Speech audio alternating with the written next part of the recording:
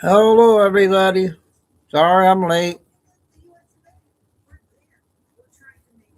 I had a phone. I had to call my brother-in-law up.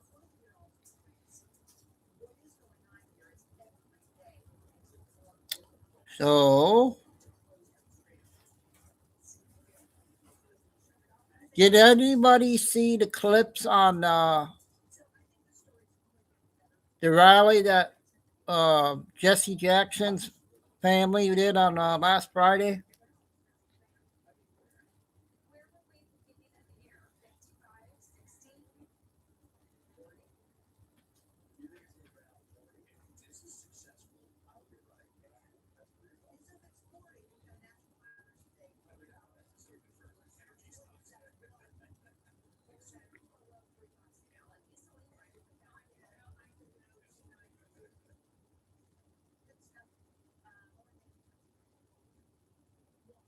Maria.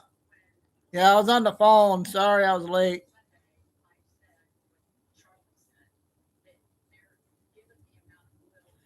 Did Maria? Did you see that video on how bad the Obama, Clinton at that funeral on Friday on Jesse Jackson? I got three clips. I'm gonna play that. I didn't really hear the whole three clips yet.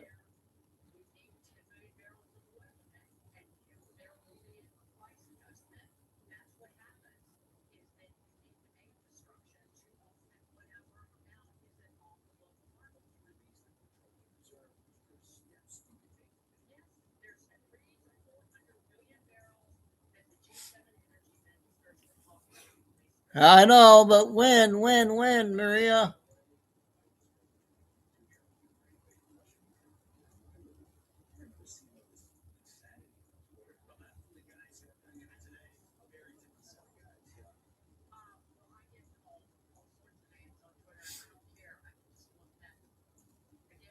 Yep, so am I, but we made it this far. We have to stay together till the end.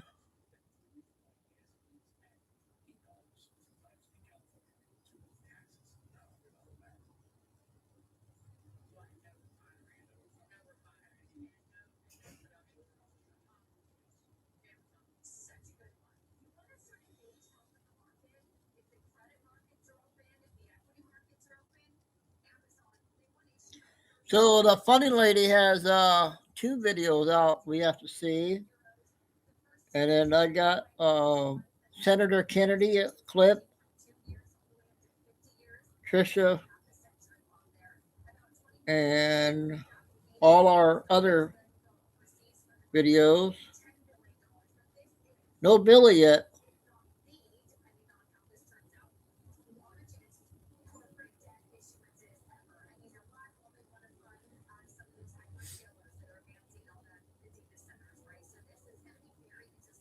Damn.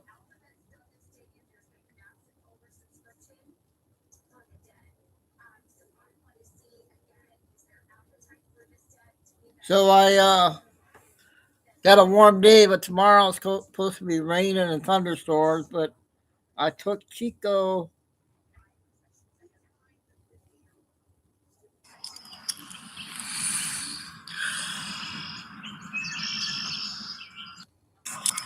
Come on.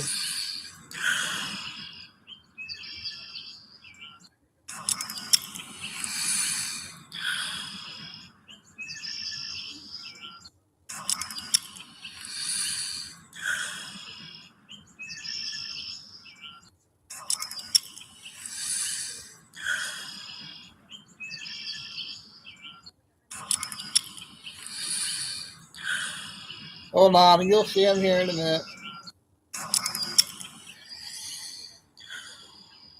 Oh,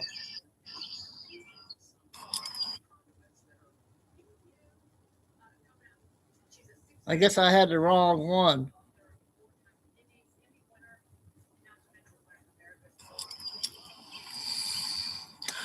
Oh,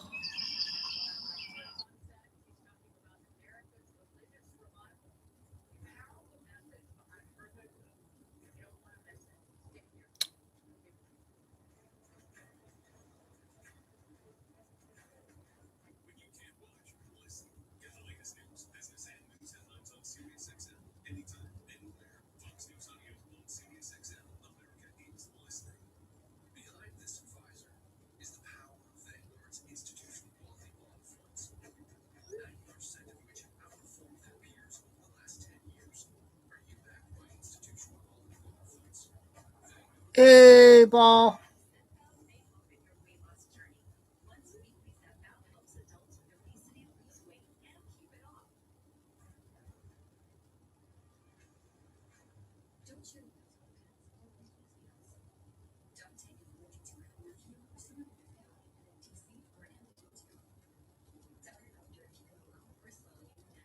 Wow, she's coming out with a lot of videos. Good ones.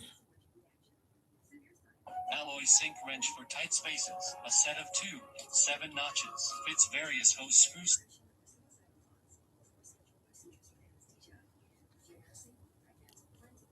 Was yeah, I told everybody the other day that I'm back at 2 shows because there's a lot of news out there needs to get out. So a lot of good video clips.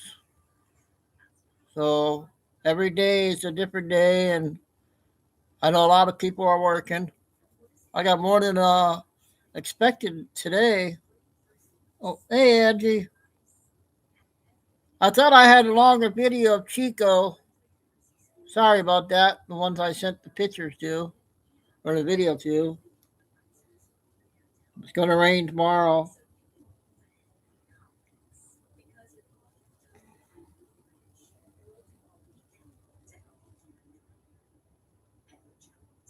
So we'll do the short videos.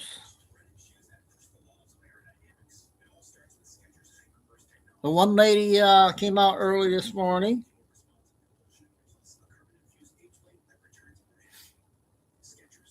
Oh, good, Ed, you're there. Did I got a update? There was something happened in Toronto. I got a clip there for you.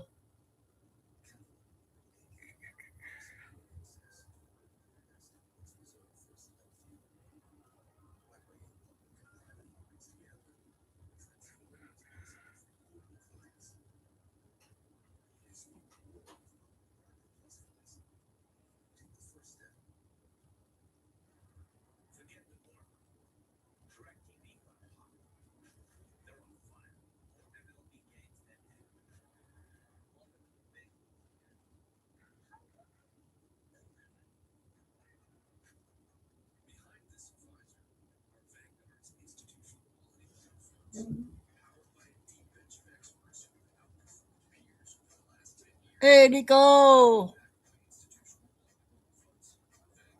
Yep, I'm gonna be going back to 2 shows.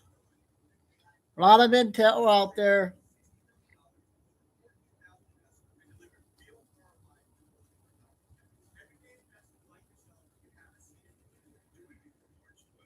I'm gonna log into Telegram and start the first. We'll do some shorts and then get the 15-minute videos.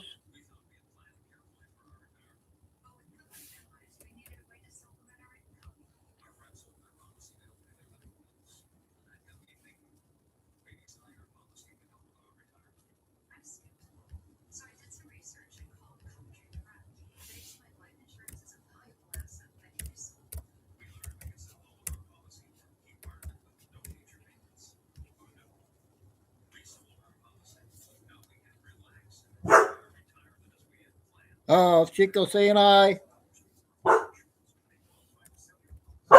Chico.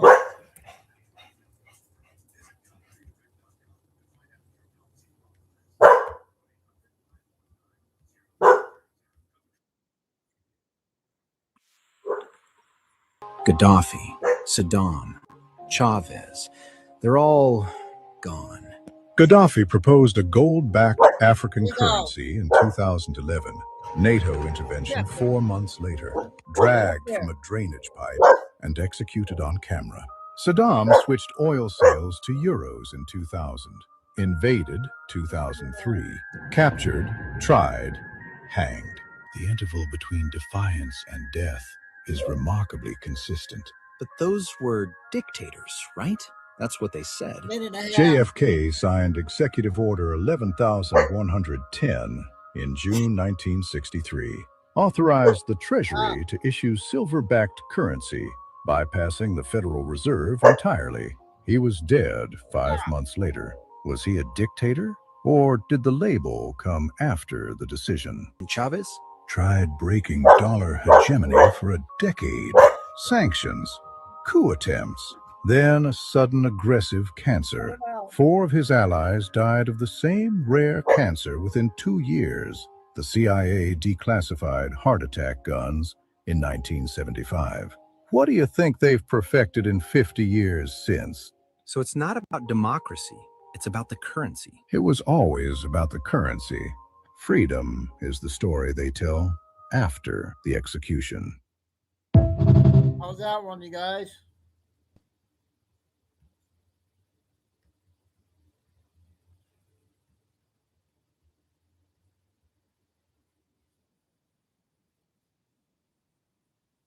Three minutes. This is this, and this is that. And yes, Nasara is coming. Let me break some things down.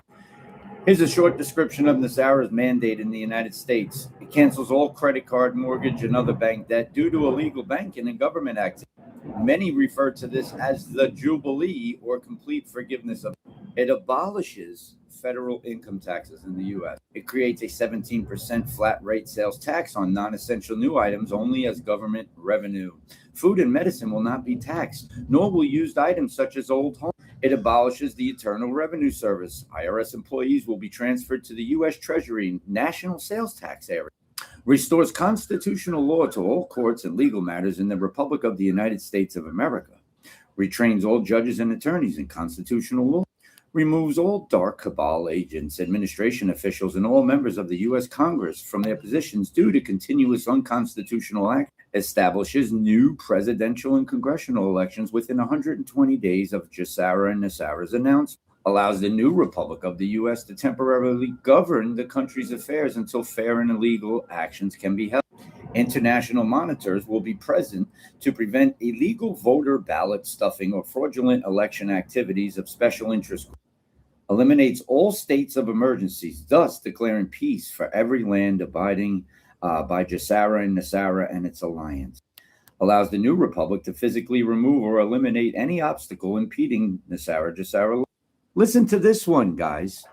Ceases all aggressive U.S. government military action worldwide. Forces U.S. military to immediately remove troops from all sovereign nations that no longer willingly accept them to reside on their soil, including Iraq, Syria, Iran, Afghanistan, Philippines, etc. You heard that, right? Iran.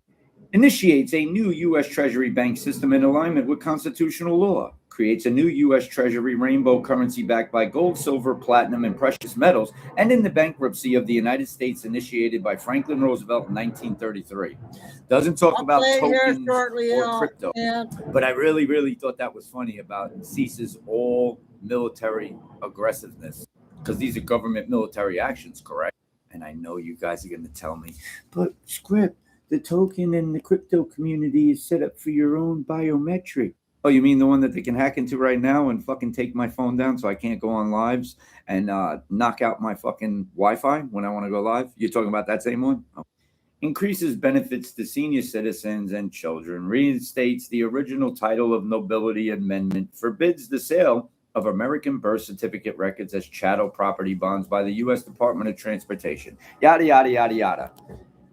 You know, everybody is eliminated that participates in aggressive military actions, right? This is 60 seconds and your fucking popcorn. Have a happy fucking day. Okay, that's how one guy does the 30-second thing. Okay, I got the Toronto video.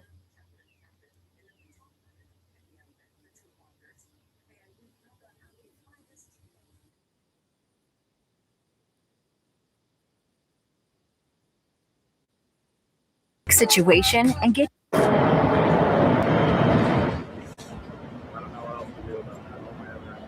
15 minutes.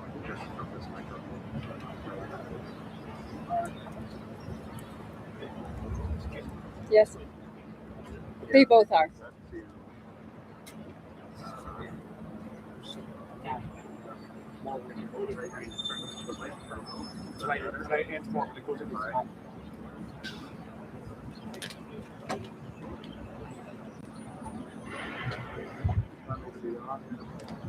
Let me check. Where they must have died.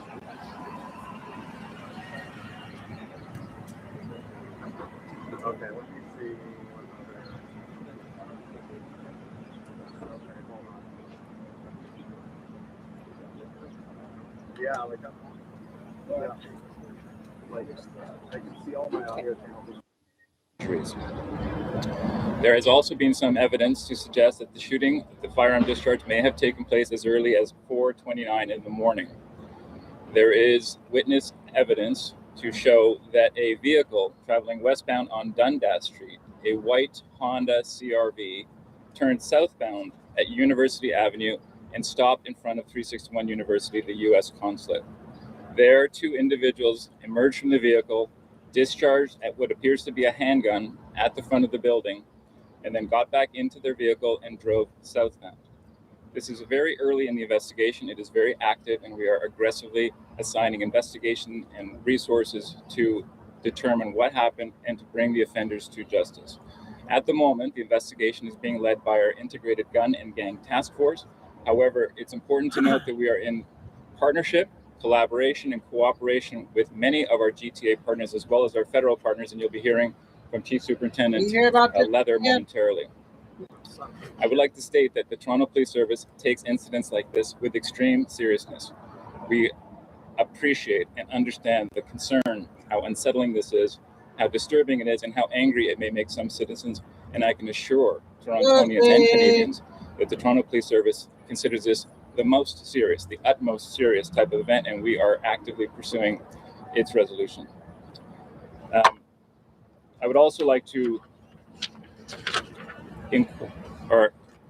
ask that any members of the public who may have some evidence, some dash cam footage, some video footage, anything that might be suspicious activity that could be connected to this, that they please contact the police to assist us with our investigation. Again, I will repeat, the suspect vehicle was a white Honda CRV. There were two males, two individuals that emerged and discharged the firearms. This is early in the investigation, and of course, as it unfolds and we're able to provide more information, we will surely do so. Now I'd like to turn the microphone over to Chief Superintendent Chris Leather. Thank you, Deputy. Good morning, everyone. My name is Chris Leather. I'm the RCMP Chief Superintendent for Criminal Operations here in Ontario. I'm going to make some formal remarks here, and then I look forward to questions that the media may have afterwards. Our community has experienced a deeply concerning incident, and I want to begin by acknowledging the worry and uncertainty many people. That's the sound of an American oil company hard at work. Want to be a part of it? Listen up. Hello, my name is Adam Ferrari. Are feeling today. Our thoughts are with everyone affected, as well as those who may be feeling unsettled by what has occurred.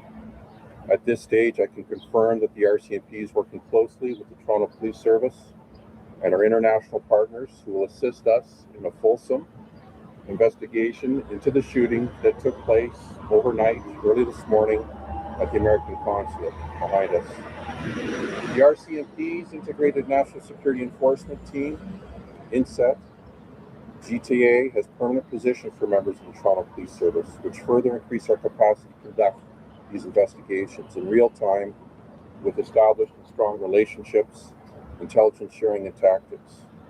At this time, the INSET team has been engaged as this is a national security incident, and we are working with Toronto Police and others to understand the motivations of those involved. The RCMP regularly works in close collaboration with police services of jurisdictions across the country, as well as our partners with Global Affairs Canada, in the fulfillment of our mandate to provide protection of designated persons, including foreign diplomats, and in relation to incidents that occur at or in the vicinity of embassies or consulates. For the moment, while the early stages of the investigation are taking place, we have increased security around embassies and consulate buildings here in Toronto and in the Ottawa region. There will be no tolerance for any form of intimidation, harassment, or harmful targeting of any communities or individuals in Canada. We want to assure that everyone's safety and security is at the forefront of everything that we do, The RCMP takes threats to security of individuals living in Canada very seriously and wants to reassure everyone that there is no indication of an immediate threat to public safety at this time. Thank you. And we'll take questions now if you guys have some questions. Talk about work. All right. I got the important stuff for you there. And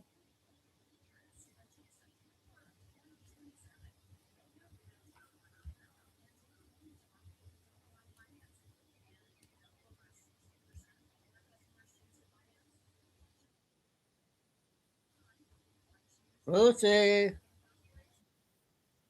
And new followers. I just want to let you guys know 4 minutes on that that. I am on the way to the next state over to take the two cats, one black and white one that showed up at my house, and the little sick orange and white one that I got last night. We're on the way to get them spayed and neutered. I don't think you can see the kennels. But anyway, look, I wanted to address something. So yesterday I came on here talking about the threat that the United States is facing with Iran trying to trigger their sleeper cells to waking up. And I wanted to address Jody. Jody is on my comments, and Jody was trying to be helpful by letting me know that my lower eyeliner looked like crap. And she went ahead and said, "You're welcome." So I'm a little confused.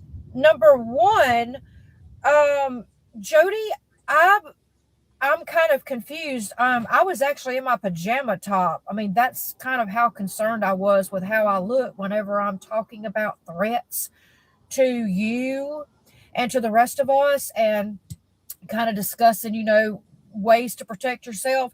So I really apologize that my lower eyeliner bothered you that much. And you know what kind of bothers me is that that's what you got out of that video. Like me telling you about sleeper cells are being awakened and telling you kind of you need to take care of yourself. And the only thing you really focused on was my lower eyeliner. And so I was like, well, damn, Jody, I'm going to go talk to you. I want to message you and say, hey, girl, being I only get about 4 hours of sleep a night because all I do is rescue cats, get them vetted, and work and clean. That's it. Maybe you could give me some advice on how to do my makeup better. Let me see how you do yours. And, your account is private. So I can't message you. I can't look to see how beautiful you are whenever you're speaking because everything's all locked down and everything. So I'm a little bit confused. But listen, I thank you for your advice. I do think it was a little mean. I think you could have been kinder. Maybe you could have said something like, hey, maybe do your eyeliner a little different when you're talking about sleeper cells. Maybe that'd get more people involved in what you're saying. And to red fans, man, I tell you what, you commenting that this is why women are not in charge is because we're so emotional and scared.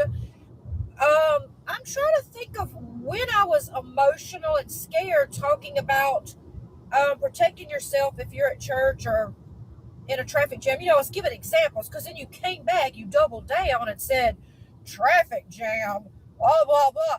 Well, that's called an example. Okay, I don't know if you're not understanding what an example is, but that could happen like at the mall, at your church, at the grocery store. But I was just using traffic jam as an example. So I think that you probably need to put all that on your dating profile to let the women know kind of what to expect and how your thoughts are on women and where their place is. So to all of you that want to come on my content and criticize my makeup and all that stuff, anytime that you guys feel like exchanging places with me and taking on what I take on every day, please reach out, send me your phone number, and we will talk, and I'll get on TikTok and criticize everybody while you do my jobs, okay? All right, guys, have a wonderful day. I'll update you on the cats later. Lucy, updating her cat situation. 8 minutes on the next one. Oh, wait. 3 minutes, I think, on this one. This week, you're being told America is stumbling into another Middle Eastern quagmire, that it's going to be a perpetual war, economic chaos, and it's a president who doesn't know what he's doing. That's the drumbeat from the same people who cheered on every British-backed regime change operation of the last 30 years. I'm Susan Kokinda. I've tracked how the British have used Iran as a trigger for economic and strategic chaos since the days of the gas lines. And I've watched every president since Jimmy Carter let it happen until now.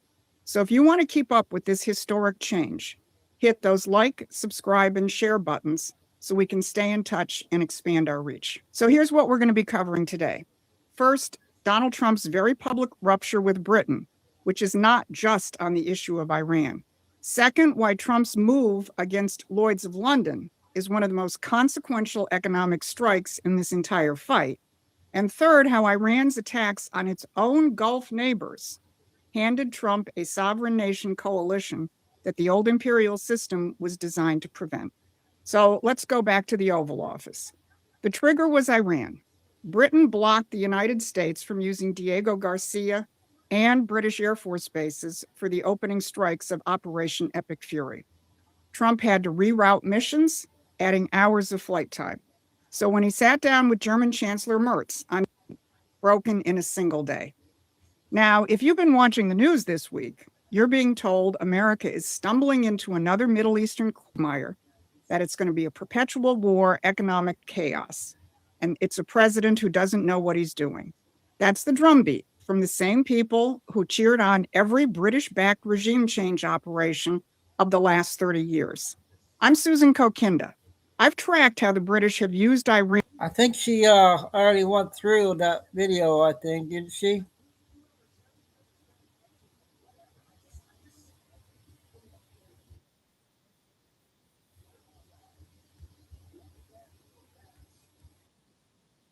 Ruined it. First was Joe Biden. Not long after the ceremony began, he started walking around the venue, talking with guests about Donald Trump, even laughing loudly nearby. It showed absolutely no respect for the deceased. Then there was Barack Obama. When I invited him to give a speech, he suddenly began making political remarks about what kind of leadership the United States needs right now.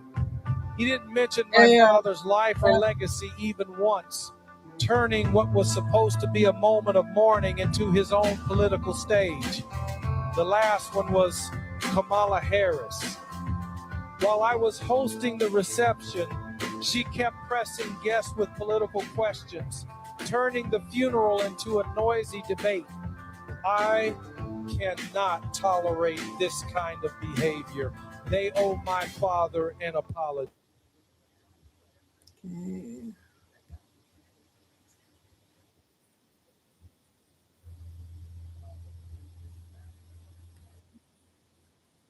Three of whom happened to be U.S. presidents who did not know my father. We can certainly listen to Jacqueline Jackson, who cared for my father. Give her the round of applause that she deserves. Ladies and gentlemen, you guys are going to be shocked by this. Democrats have used another tragedy to score political points. Oh my gosh, so shocking. As you guys know, a few weeks ago, civil rights activist Jesse Jackson passed away, and his funeral was on Friday. And Obama, Joe Biden, Bill Clinton, the usual suspects, saw it as an opportunity to once again attack Trump. But I have some good news. Jesse Jackson's son, Jesse Jackson Jr., a former congressman, absolutely eviscerated Obama, Bill Clinton, and Biden for using his father's death for their political gain. Here's what Joe Biden said. If I told you all earlier when I was a kid I had a cleft palate or a club foot, none of you would have laughed. But it's okay to laugh at stuttering. I'm not being critical of you, but think about it. It's the one place where people think you're stupid. Oh, really? I'm a hell of a lot smarter than most of you. In typical Joe Biden fashion, in a crowd full of black people, he calls them lesser than him. A true racist. Now, Obama was worse. Joe Biden is just like an old, endearing racist. Obama is significantly worse. He was literally just ranting against Trump. Each day we wake up to some new assault on our democratic institutions. Another setback to the idea of the rule of law. An offense to common decency. Every day you wake up to things you just didn't think were possible. Each day we're told by those in high office to fear each other and to turn on each other, and that some Americans count more than others, and that some don't even count at all.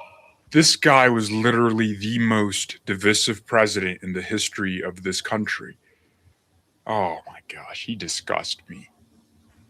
Everywhere we see greed and bigotry being celebrated, and bullying and mockery masquerading as strength.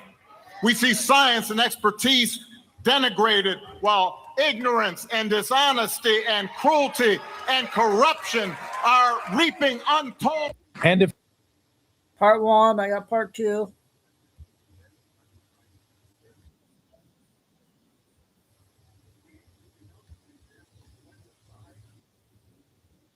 And you have these people getting up like he's saying something profound. You know, none of these people knew Jesse Jackson, and his son let them know it. Here is what Jesse Jackson Jr. said on stage. yesterday, I listened for several hours of 3 United States presidents who do not know Jesse Jackson.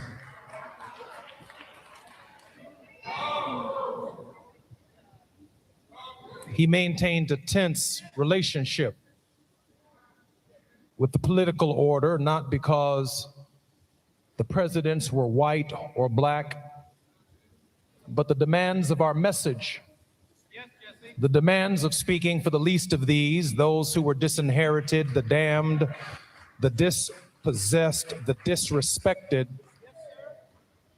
demanded not Democratic or Republican solutions, but demanded a consistent, prophetic voice that at no point in time ever sold us out as a people.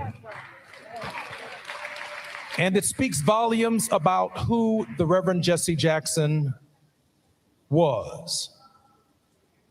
Our message has already been delivered today. I can see it all over my mother's face.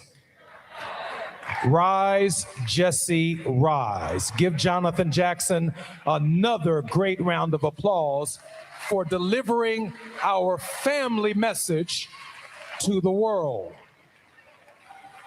That's actually so beautiful, because what he's saying is these 3 presidents who did not know my father came up and used his death to put their message out, but that was not Jesse Jackson's message. And you know who knew Jesse Jackson more than anyone else? You know, if you compare who knew him or claimed to know him on that stage at that funeral, it would be Trump. Trump knew him the most.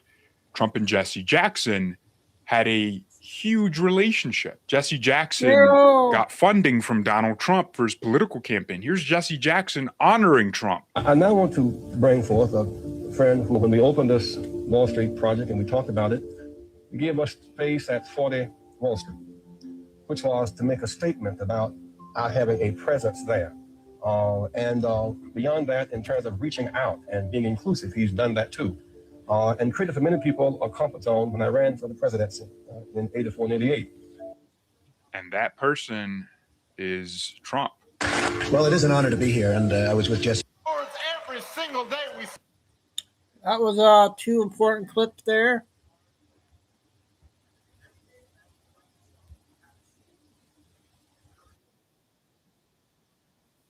Eight minutes. who have had their family members killed by illegal aliens. And today we remember and celebrate them. To the American people out there, that's who we care about. We care about the American citizens, the innocent, law-abiding citizens, the angel families, not criminal illegal aliens. God bless ICE. God bless President Trump. God bless America. My first official visit to the White House, and I couldn't think of a more appropriate day than out here with angel families and my friend Agnes Gibney. Agnes, what does a day like today mean to you? It means everything. It means that my son didn't die in vain. President Trump is doing everything to keep our country safe, and I thank him very, very much. God bless President Trump, and thank you for being here. It's an honor to be here for your first time in the White House. Amen. All right, we're officially walking in. Good morning. Welcome to the White House. Right this way.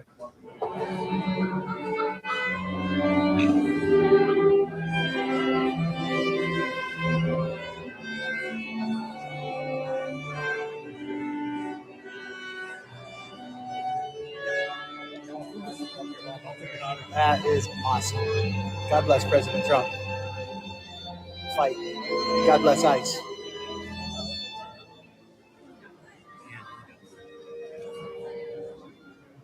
Illegal immigration led by the past administration. Millions and millions of people from jails, millions and millions of people from countries that we don't want to know about. Drug dealers, murderers, 11,888 murders were allowed into our country by the Biden administration. These are the angel families that we love, that for decades our government betrayed and our media totally ignored. And I've seen it. When I first got involved with the angel families, I had a meeting. It was so sad. And they got up and spoke, and the media literally just turned off the cameras. They didn't want to hear them. It was my first glimpse as to what was happening. These are sick people. Everyone in this room not only suffered an infinite loss, they were the victims of politicians who put the comfort of foreign criminals before the safety of American citizens and American patriots. Their stories were censored and suppressed like maybe almost never before, so that the politicians could open our borders and allow our nation to be invaded. We didn't win the election, our nation right now be destroyed. And I'm doing it today, February 22nd is going to be National Angel Family Day. Thank you, Steve. Absolute honor. I got to wear my ICE hat. We in America say, God bless ICE. The people, everyone who puts on that uniform and goes out to work and put their life on the line every single day. That's who we want to honor. We want to honor the angel families, the American citizens, the law-abiding American citizens, not the criminal illegal aliens and the people that are trying to obstruct the work of ICE. And there's no greater person than that, than Tom Holman. It's an honor to be here with you, sir. This is who we should be fighting for. The American citizens who've lost loved ones to criminal illegal aliens, not the illegal aliens that have invaded this country, and not the people that are committing crimes to obstruct ICE. Ladies, just want to go through Angie, Marie, and Agnes. What does it mean to you to have a day like today and to have just a simple thing like your loved one's name being read, your son's name being read? I got emotional. It was an honor, and I've been waiting 35 years for this day. Wow. Yeah. He would have been 48, and I thank God that my baby didn't die in vain. Marie? Yeah. Well, I truly am grateful to this administration. Finally, we have somebody, or again, we have somebody that's backed us from the very beginning. I love the way he surrounds himself with people that have the same mentality as he has, which is the mentality that we have. You have you make a mom angry, it's not a good thing. Yeah. Because we're not going to shut down. We're not going to be silenced. We're just going to keep going. And the reason is that we don't want this to happen to any other families. We're not supposed to outlive our children. So we're not going to be quiet. So we're grateful to him. And you got to share your story. I heard a lot of that story, but I guess I didn't realize it in detail.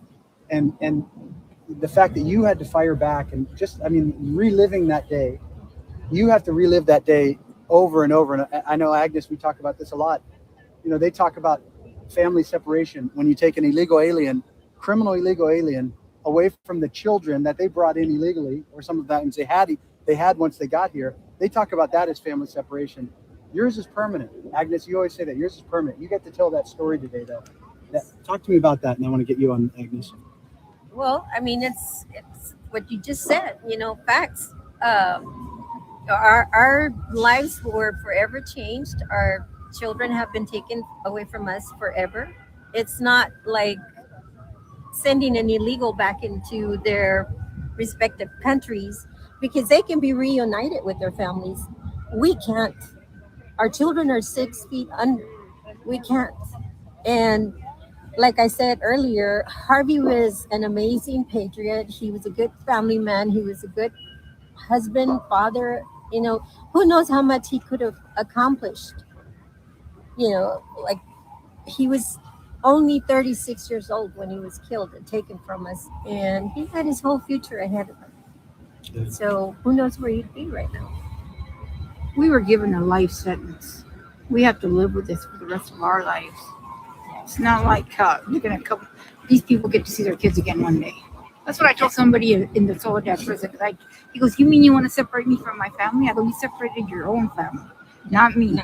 You gave me a life sentence that I have to live with for the rest of my life. Yeah. And it's the same with these illegals that come in here, thinking that they could just come and kill America and get away with it. Well, I thank God for President Trump and for ICE and for Kristi Noem. Agnes?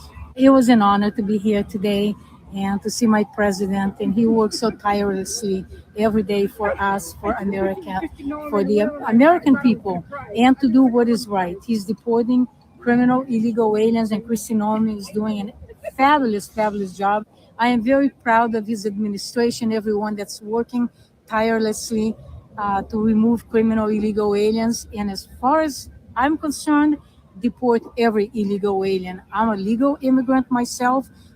My family follow the law, then follow the law yourself. If you can't, just get out, because we don't want you here. We want people here that loves America, that's going to respect America, and it's going to work for the benefit of the United States, not against the United States. Arnold, you said, would be how old today?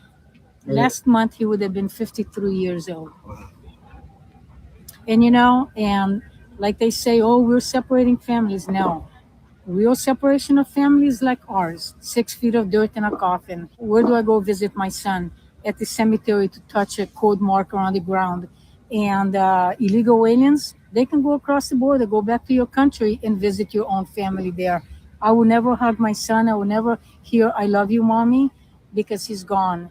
Thanks to open borders, and that's the result. And I want to say that Democrats, get off your butts and do what you took an oath to do, to protect this land, to protect us from foreign and domestic invaders. If you have forgotten that, take the oath again or get out of office, because we had enough of you.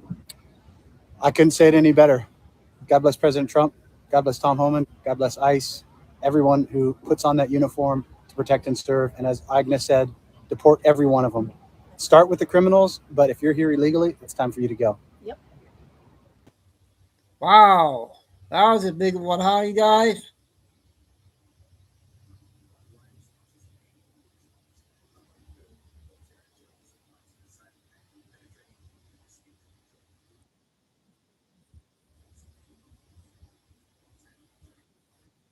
School himself. Speaking of which, the Minnesota governor and his attorney general, Keith Ellison, were in the hot seat today on Capitol Hill, answering for the massive Somali fraud scandal blowing up in Minnesota. But before we even get to the money, Congresswoman Nancy Mace decided to dust off a pop quiz from last summer and give the governor a redemption shot. Remember this, Jem? What is a woman? What is a woman is the question. I'm not sure I understand the question. Sir, it's not calculus. It's not quantum physics. It's not even Minnesota tax code. Fast forward to today, and guess what? Still no answer. What is a woman? Have you learned that lesson? Do you know what a woman is? I'm the governor of Minnesota. I'm not here to be your prop for your obsession. So I if you taught can't middle school of your define what a obsession. woman is, you certainly can't define what fraud is. It may sound trivial, but she nailed it. He can't define what a woman is, but we're supposed to believe he can define fraud.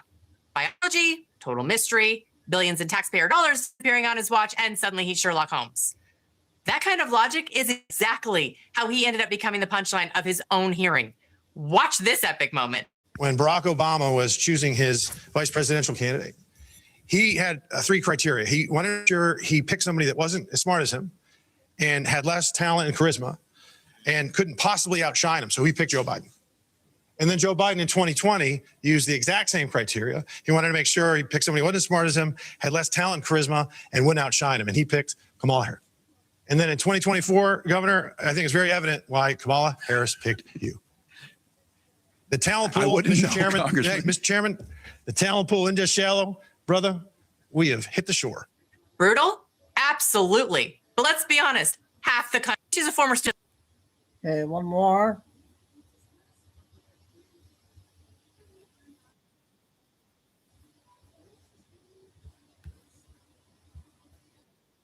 City, and they are no longer hiding their true intentions of becoming the leader of the Big Apple. The mayor, Zohran Mamdani, made it brutally obvious this weekend that terrorism gets a hard pass while he labels Americans white supremacists. After a terrifying attack on a group of protesters outside the mayor's mansion, Mamdani publicly admits he has no interest in the people of New York City. Heck, he makes it obvious he has no interest in the people of America. His only allegiance and the only people he cares about are those belonging to the Muslim community. Smash that like button if you want to take America back, and subscribe to the channel for your latest political headlines. So over the weekend, 2 Islamic extremists allegedly tried to detonate an IED in the middle of the crowd protesting Zohran Mamdani and what demonstrators say is the direction New York City is heading. But instead of focusing first on the suspects accused of throwing explosives into that crowd, the mayor was quick to condemn the protesters themselves, not the extremists who allegedly carried out the attack. And that response is now raising serious questions about leadership, priorities, and public safety in the Big Apple. Before we dive deeper into what happened this weekend in New York City, it's important to understand the broader climate that many people say is fueling these tensions. Take a look at what was happening recently in Canada, where demonstrators were openly chanting violent slogans in the streets. Death to Canada! Death to the United States! And death to Israel! We are Hezbollah and we are Hamas!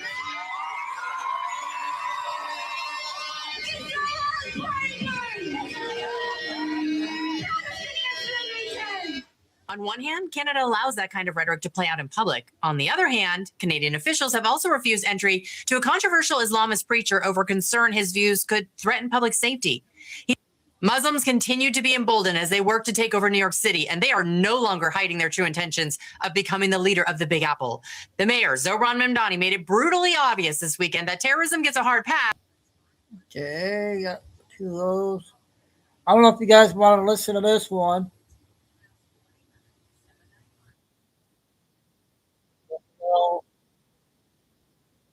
Last night. Apply with Citizens Fast Line and close on your HELOC in as little as 1 week. Ready to go solar? Hey, how's it going out there, folks? Welcome back here to a Monday night, March 9th, 2026. It is 10:33 p.m. California time. I'm still under the weather, folks. It is me. I'm not in the AI program. If I was an AI program, I would probably not get sick, right? But yeah, I got a full-blown cold. Let's see if I can make it through this. Latest activity here on the earthquake 3D globe. Looks like a 2.6 earthquake there across Turkey area. There's that 6-pointer. It looks like someone downgraded it there to a 5.9. Looks like the EMSC around the Campe Flegrei volcanic fields there outside of Naples, Italy. Look at this map right here. Now, this is the largest event to strike this area You guys since okay with records this have been one? kept here. So something definitely brewing underneath this area. The last recorded earthquake of a decent sized depth was back in 1991, a 5.3. Now, the Campe Flegrei volcanic fields, well, that has these periods of inflation followed by deflation, and then we're going back up here in terms of inflation there across the Campe Flegrei fields. There was a big, huge event there with 3.5 meter uplift there across that volcanic area, which is pretty decent. Back, they called it 1962 to 1984 crisis. It went down a little bit, but as you can see, we're starting to go back up. Whether we get back up to that level or not will be interesting to watch. This volcano area has definitely seen some big-time eruptions out here, including a mega eruption. It is a super volcano. It's very capable of producing the volcanic eruptions there up in the VEI 7 range. The last documented eruption there is back in 1538. So obviously quite a bit of time has passed there since we've seen a decent size. Well, and that wasn't nothing compared to the, the super volcano eruption a long time ago, 40,000 years ago. But you never know. Things are building up out here. We do have to watch that. And it's definitely an interesting event here. I pulled up 5.0 and above historical out here across this area, and crazy that there's only 3 earthquakes. And today was the largest one in this area, much closer there to the Campo Flegrei fields. Well, watch that closely there. I don't see any further activity following that 6-pointer. But, you know, again, it's striking in an area where things could get interesting here in the future. That's a super deep earthquake and rather large at that. So 2.5 there around the Turkey area, along with a little swarm of activity. Also some movement up there in eastern Afghanistan. Let's see. Kermadec Trench. Well, technically, this is going to be a portion of the Tonga Trench into the Kermadec Trench there. Quite a few 4s. Super deep earthquakes there. All of these earthquakes there on the globe raised off the surface there, indicating some deeper activity. Get some back building up there across the Kamchatka area as well. Let's go ahead and see what we got going on up there today. Well, this evening. We got 3 earthquakes. The last one looks to be a 4.3. Okay, I'll just do, that was only about 4 minutes on that, on earthquakes. I got 14, one on Nick, and Doug came out just now.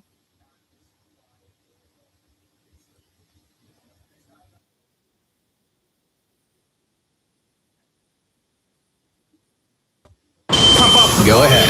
Crank the volume. We got you. USPS has increased daily package.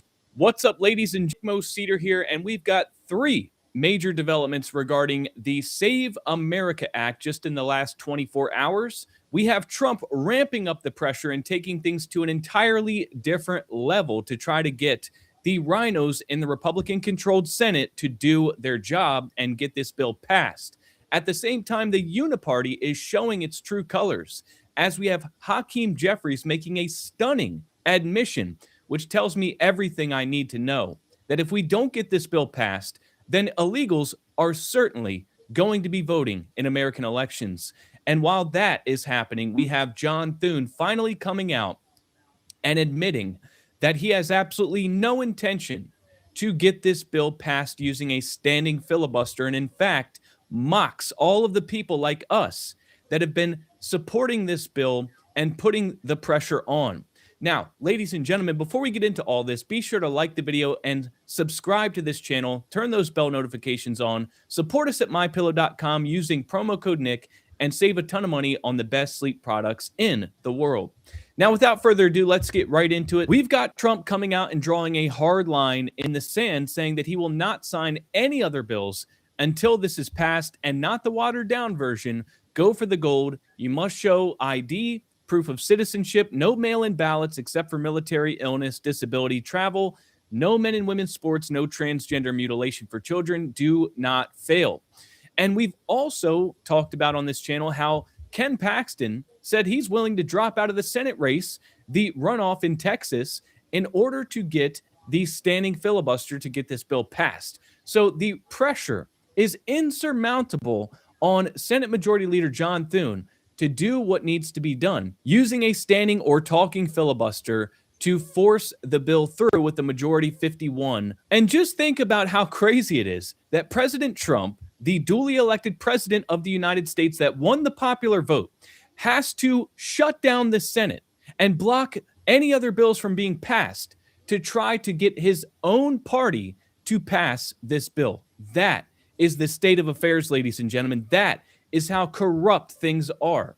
Now, let's take it a step further. I want to show you guys how dire this situation actually is, because Hakeem Jeffries has admitted the Democrats' intention for the 2026 midterms. And this is what's going to happen if the SAVE Act is not passed. We've got Hakeem Jeffries telling us all what we already knew, but the fact that he's admitting it is absolutely mind-blowing to me, and this should really be a warning and a wake-up call to all you guys out there, that the Democrats truly are not even hiding it anymore, that they are going to do everything in their power to make sure that illegals can continue to vote in American elections. So Hakeem Jeffries, along with the other Democrats that are currently weaponizing their power and keeping the DHS portion of the government shut down, they are refusing to reopen the government until the Republicans bend the knee to the reforms to ICE that they're demanding. And one of the demands from the Democrats is they want to ensure that ICE cannot come anywhere near a polling place. And you have to wonder, why on earth is that so important to them? Why do they not want ICE near polling places unless they want illegals to be able to vote? Completely and totally out of control group of people. It's the reason why we are in a DHS shutdown right now, because Republicans have refused to agree to the type of bold, transformative, meaningful, and dramatic reforms we are demanding in order for the Department of Homeland Security funding bill to move forward. And I won't go through all of the demands, much of which we've talked about repeatedly in the public, but one of those demands is keep ICE out of sensitive locations. And we've defined that as schools, houses of worship, hospitals, and polling sites.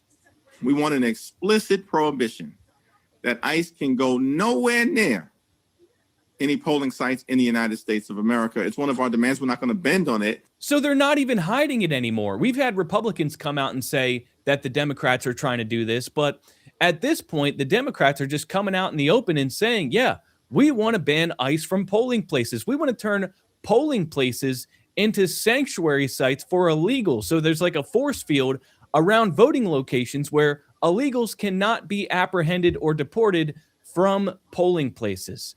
And can somebody please explain to me the logic behind that? Is there any other legitimate excuse as to why they would want to do this other than they want illegals voting in elections? There is no other reason to do that other than you want to make sure illegals can vote. We have the Democrats, the minority party, keeping the government shut down while we're at war, by the way. So they're trying to keep funding from the DHS, which under the DHS, we have CISA, the Cyber Infrastructure Security Agency, which monitors cyber security threats to critical infrastructure, something you would think is pretty important to maintain funding during time of war, right?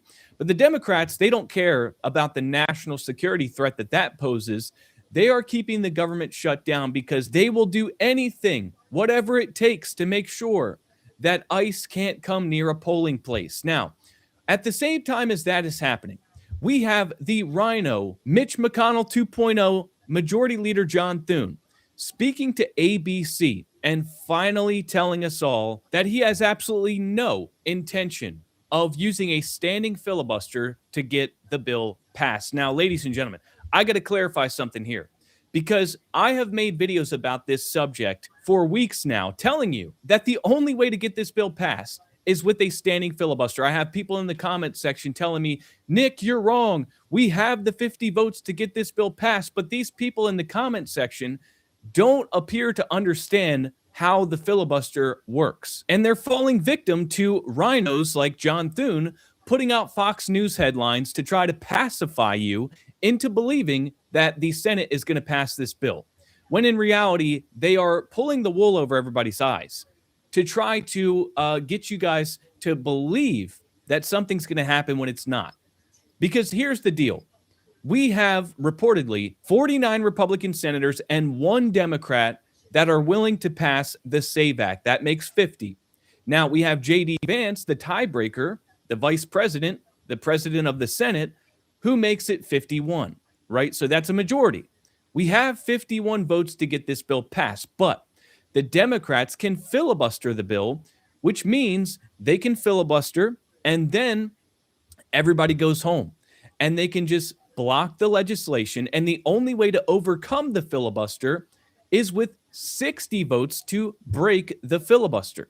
Now, that's how it works currently with what's called the zombie filibuster or the silent filibuster, where the Democrats can just call a filibuster and then they don't have to stand and debate on the Senate floor. They can just go home. And it's been that way for a long, long time.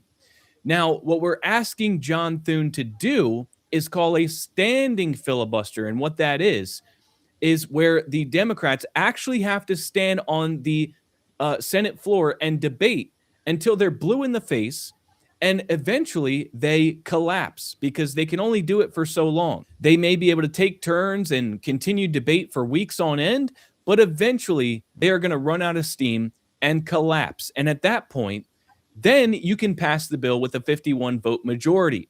But if you use the zombie filibuster, the silent filibuster, then they don't have to actually stand there and debate. They can just go home and everything just remains frozen until the Republicans eventually cave and say, well, we don't have the 60 votes. We can't just let this go on forever. And we need to get other bills passed. So we're just going to shelf this and move on. That's what would happen with the current Senate rules and the current filibuster. And so therefore, we can't get this bill passed with 51 votes. It's not enough.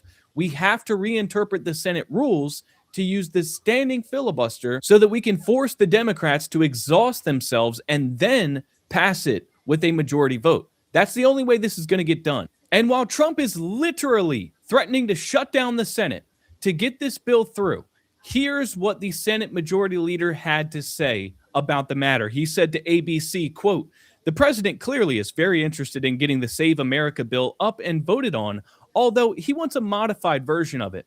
And so we'll do our best to do that," Thune said. "But the one thing I've said all along is, and I told him and others, that I can't guarantee an outcome.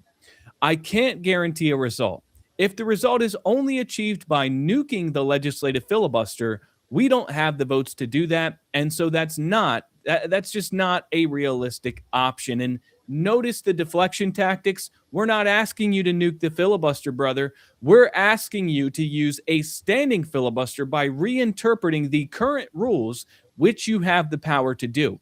You don't need to take a vote on it. You have the power to reinterpret the current Senate rules to use a standing filibuster. But this is a rhino deflection tactic, and he thinks we're all so stupid that we are going to fall for it.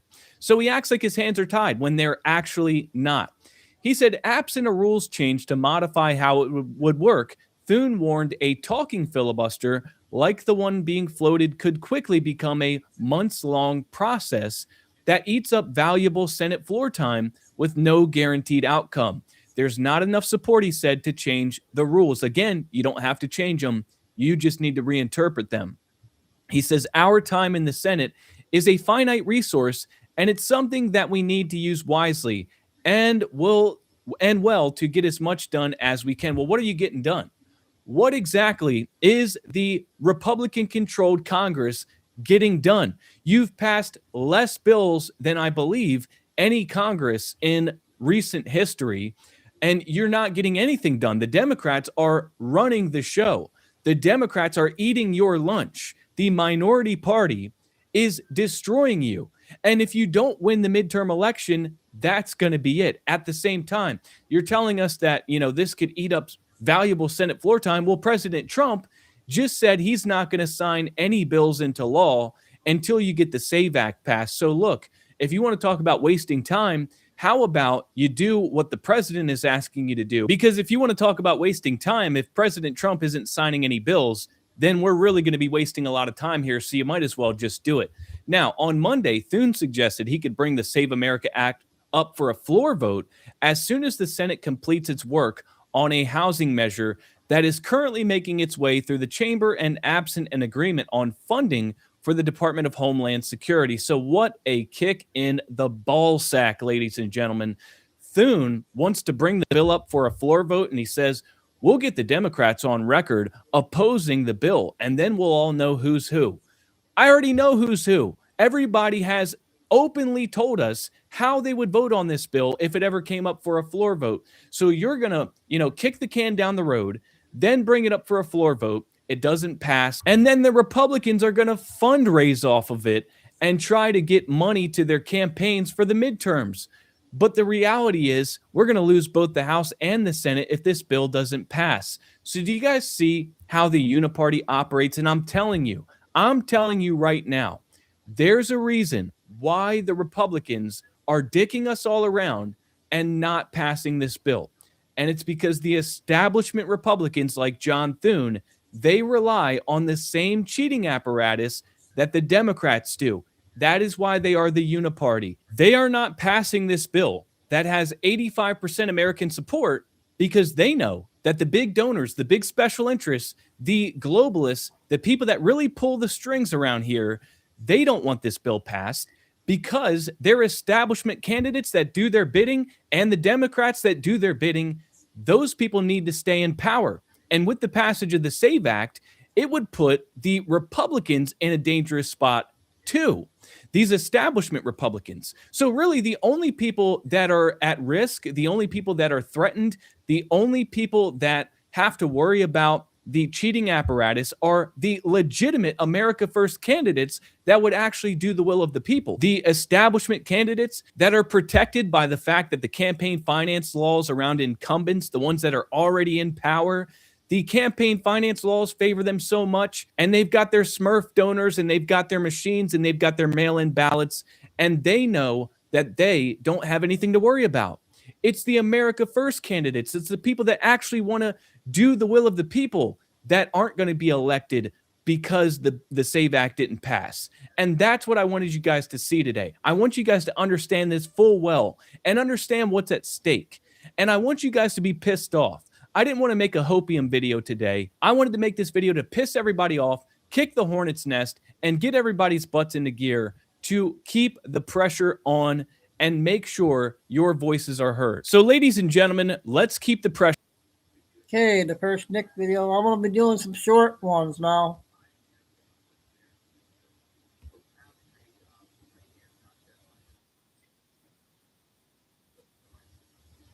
Anybody catch this one? Email containing the interview with the victim and the lead investigator of a nonprofit called Hope for Justice. And this is her story. It reads, I was born into trafficking. I was trafficked beginning at my earliest memory. I do not remember a time that I was not trafficked for Rex. There were many men that were brought to their home to have X with me. I was taken to many states in the U.S. to sell me. I was forced by threat by Redacted and Epstein of being unalived, bodily harm, and threats of arming other children if I did not have X with them and any other people that they sold me to. The Great in Rex trafficking with Epstein happened redacted. I was about 5 to 6 years old at the time. I was taken to an underground location. I was blindfolded, so I would not know exactly where I was at.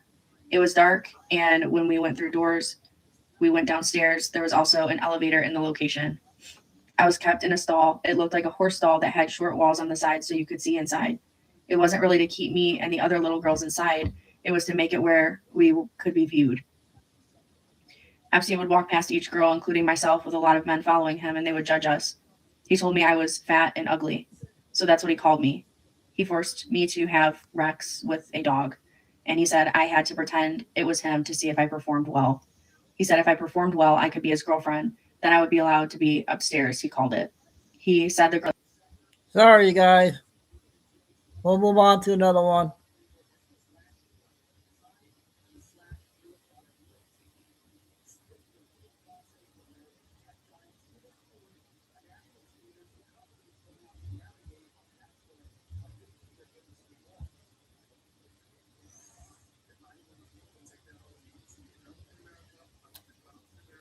Oh.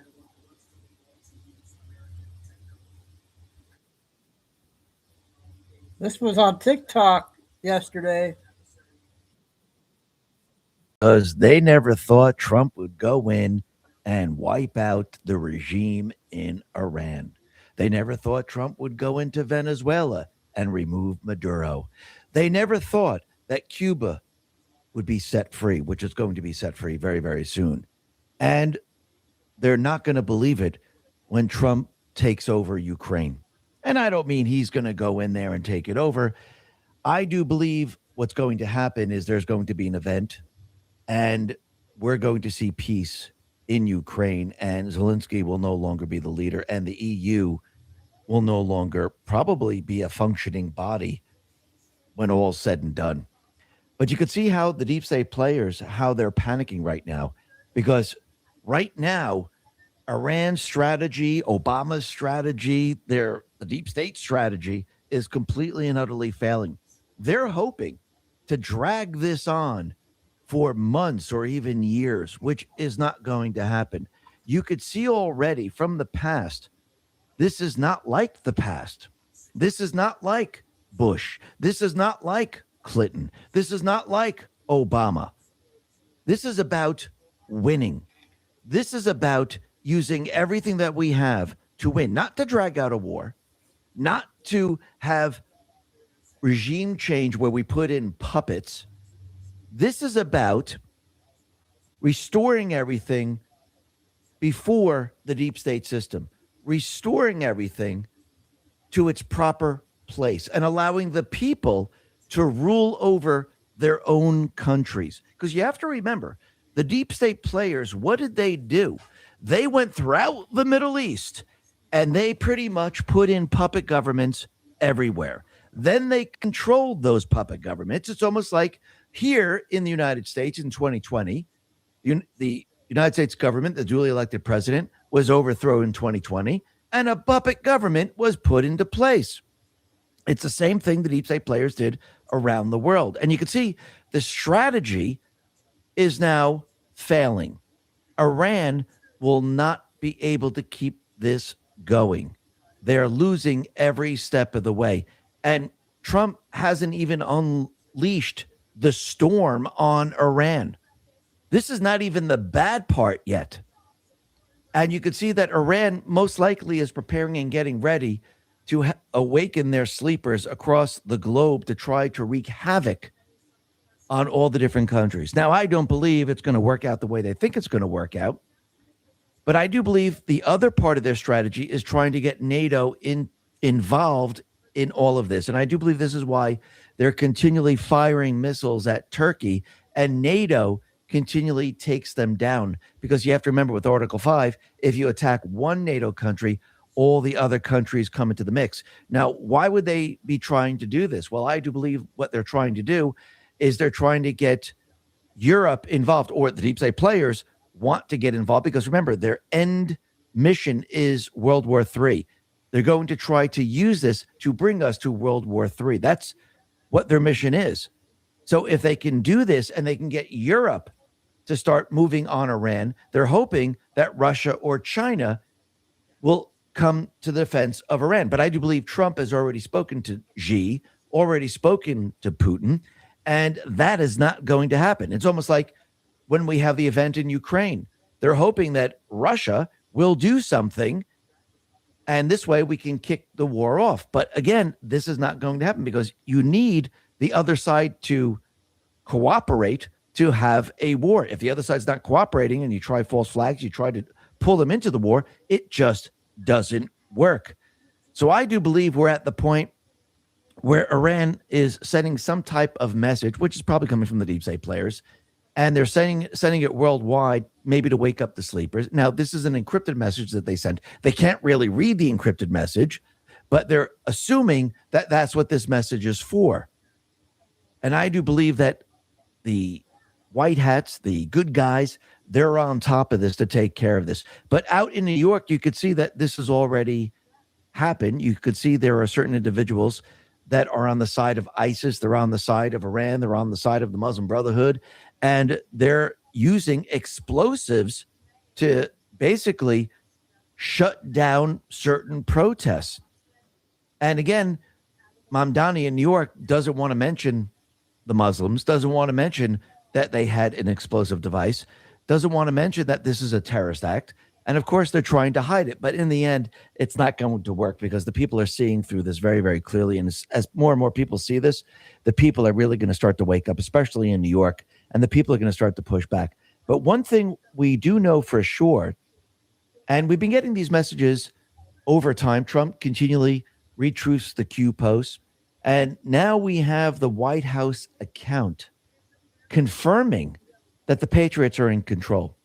And think about it, throughout the Q posts, what does Q always say?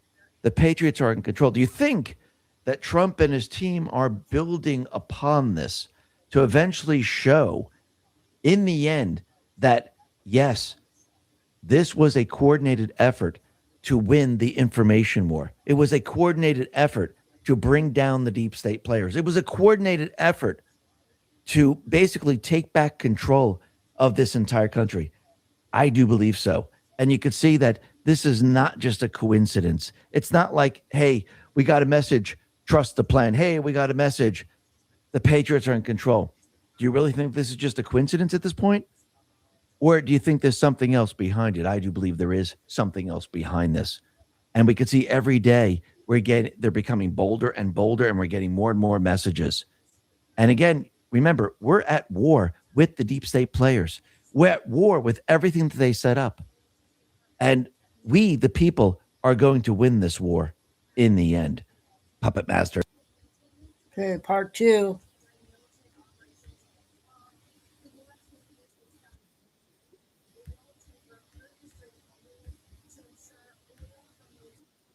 In New York. Now, there were protests out there, and during the protests, all of a sudden, someone ran up and had an IED and shouted Allahu Akbar before hurling an object into the crowd of protesters in New York City.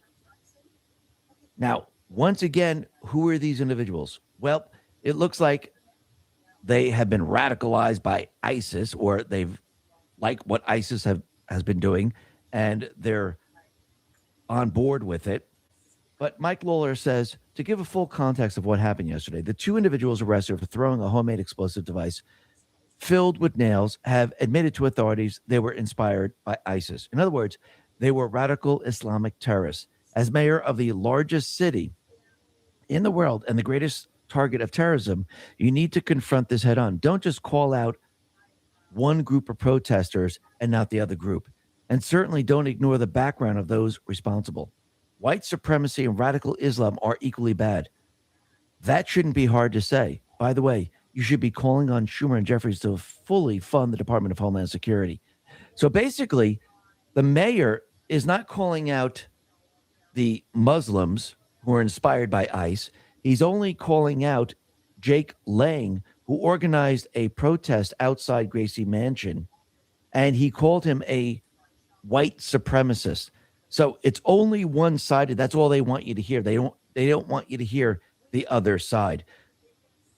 And when you look at the individual, you can see that, yes, he was lighting an IED and throwing it at the feet of police outside the mayor's mansion in New York City. The attack was apparently retaliation for the anti-Islam protest, which leftists urged people to shut down. So basically, you could see this. You could see the bomb. You could see the police. You could see how dangerous this was going to be. And what's very interesting is that these people are from Pennsylvania, Bucks County, Pennsylvania. And it looks like their parents live in a very, very nice house. I meme, therefore I am, says the FBI conducted authorized court-ordered searches at homes in Newtown Township and Middletown Township in Bucks County, Pennsylvania, tied to an IED that ignited during a protest in New York City by the Islamist jihadists. The 2 pro-Muslim extremists, Abraham Kayumi, 19, and Amir Balat, 18, both self-radicalized in recent years and traveled to Turkey and other terror training hotspots. America welcomed their parents, who, by the look of it, achieved the American dream, and this is how their kids repay the country. So think about this. Remember going back just a little bit in time when there was snow on the ground, they were just throwing snowballs at the police and ICE. And yes, the police and ICE were injured. Now we moved on to throwing makeshift IEDs at the police, at people. And remember, Antifa has been training with guns. So are they going to move to the next step where they're going to be using actual weapons? Most likely, yes. And we could see at this point in time, this is where all of this is heading. Because again, when the deep state players are losing and they're losing the narrative, they're losing the grip on the people, which they pretty much never had at this point, what do? You got to go all out. Because again, if they don't, it really doesn't matter. So if they're going to be arrested, if they're going to be tried, they might as well fight to the very end. And that's exactly what they're going to do. It's almost like when the police are going after a criminal, there's a car chase, the criminal crashes in the car. Most of the time, the criminals just don't get out and say, hey, I give. A lot of times, if they have a weapon, they fire rounds, they get out of the car and they run, and the police have to chase them. That's where we're at right now. Basically, the deep state players, they're boxed in. Trump is dismantling everything that they put into place. And now they're at the point where they're going to continue to fight back until the very, very end, until they're caught, surrounded, and brought to justice. So either they fight and be brought to justice, or they're just brought to justice. So what do you think they're going to do? They're going to fight to the very end. And this is all leading up to the midterms, and they're going to fight with everything that they have at the midterms. Yes, they're going to use riots. Yes, they're going to try to bring us to war. Yes, they're going to try a scare event. Yes, they're going to try almost everything to try to distract and try to stop what is coming. That's what this is all about, because Trump is dismantling their entire system worldwide, not just in this country, but he's doing it worldwide.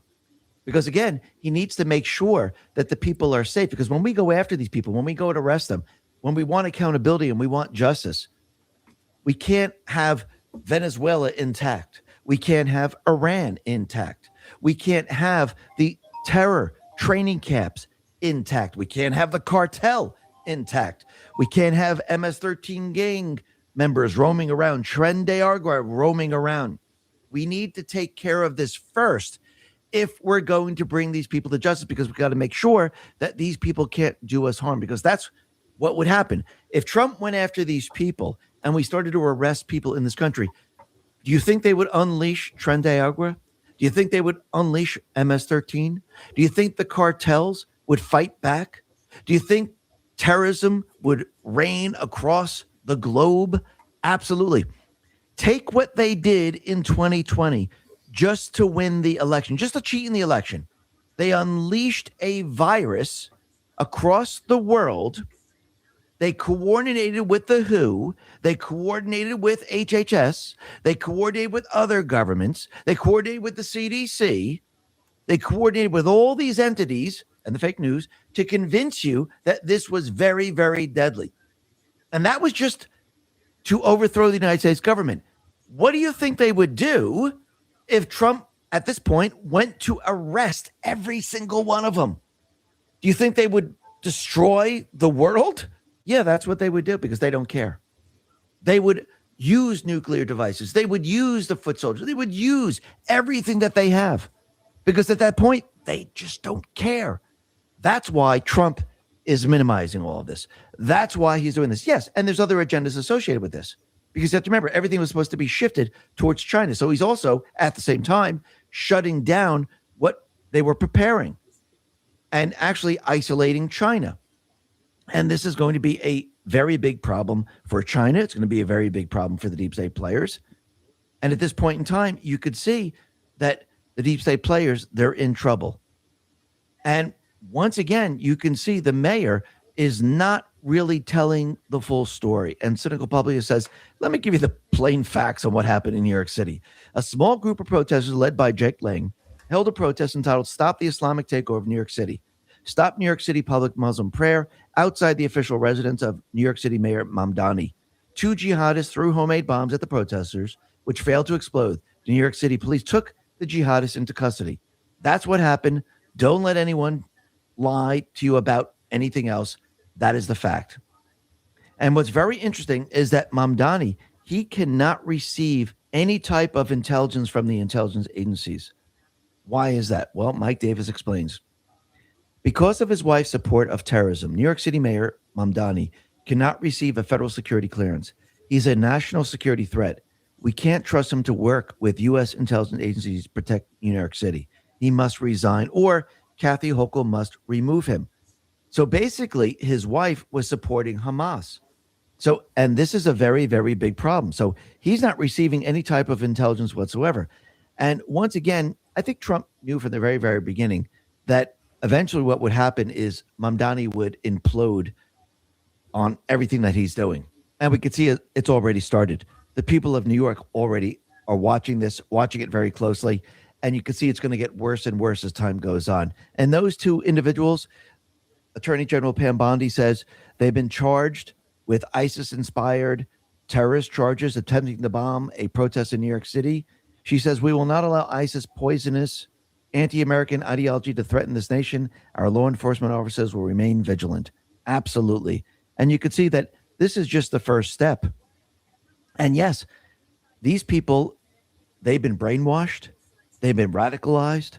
And when they're called upon, and when they see Antifa, when they see the illegals, when they see the criminals on the streets, you don't think these people are going to join in? They absolutely are. But first, let's go. Okay, that was the X2 report on TikTok. We don't do that very often. Got more short videos.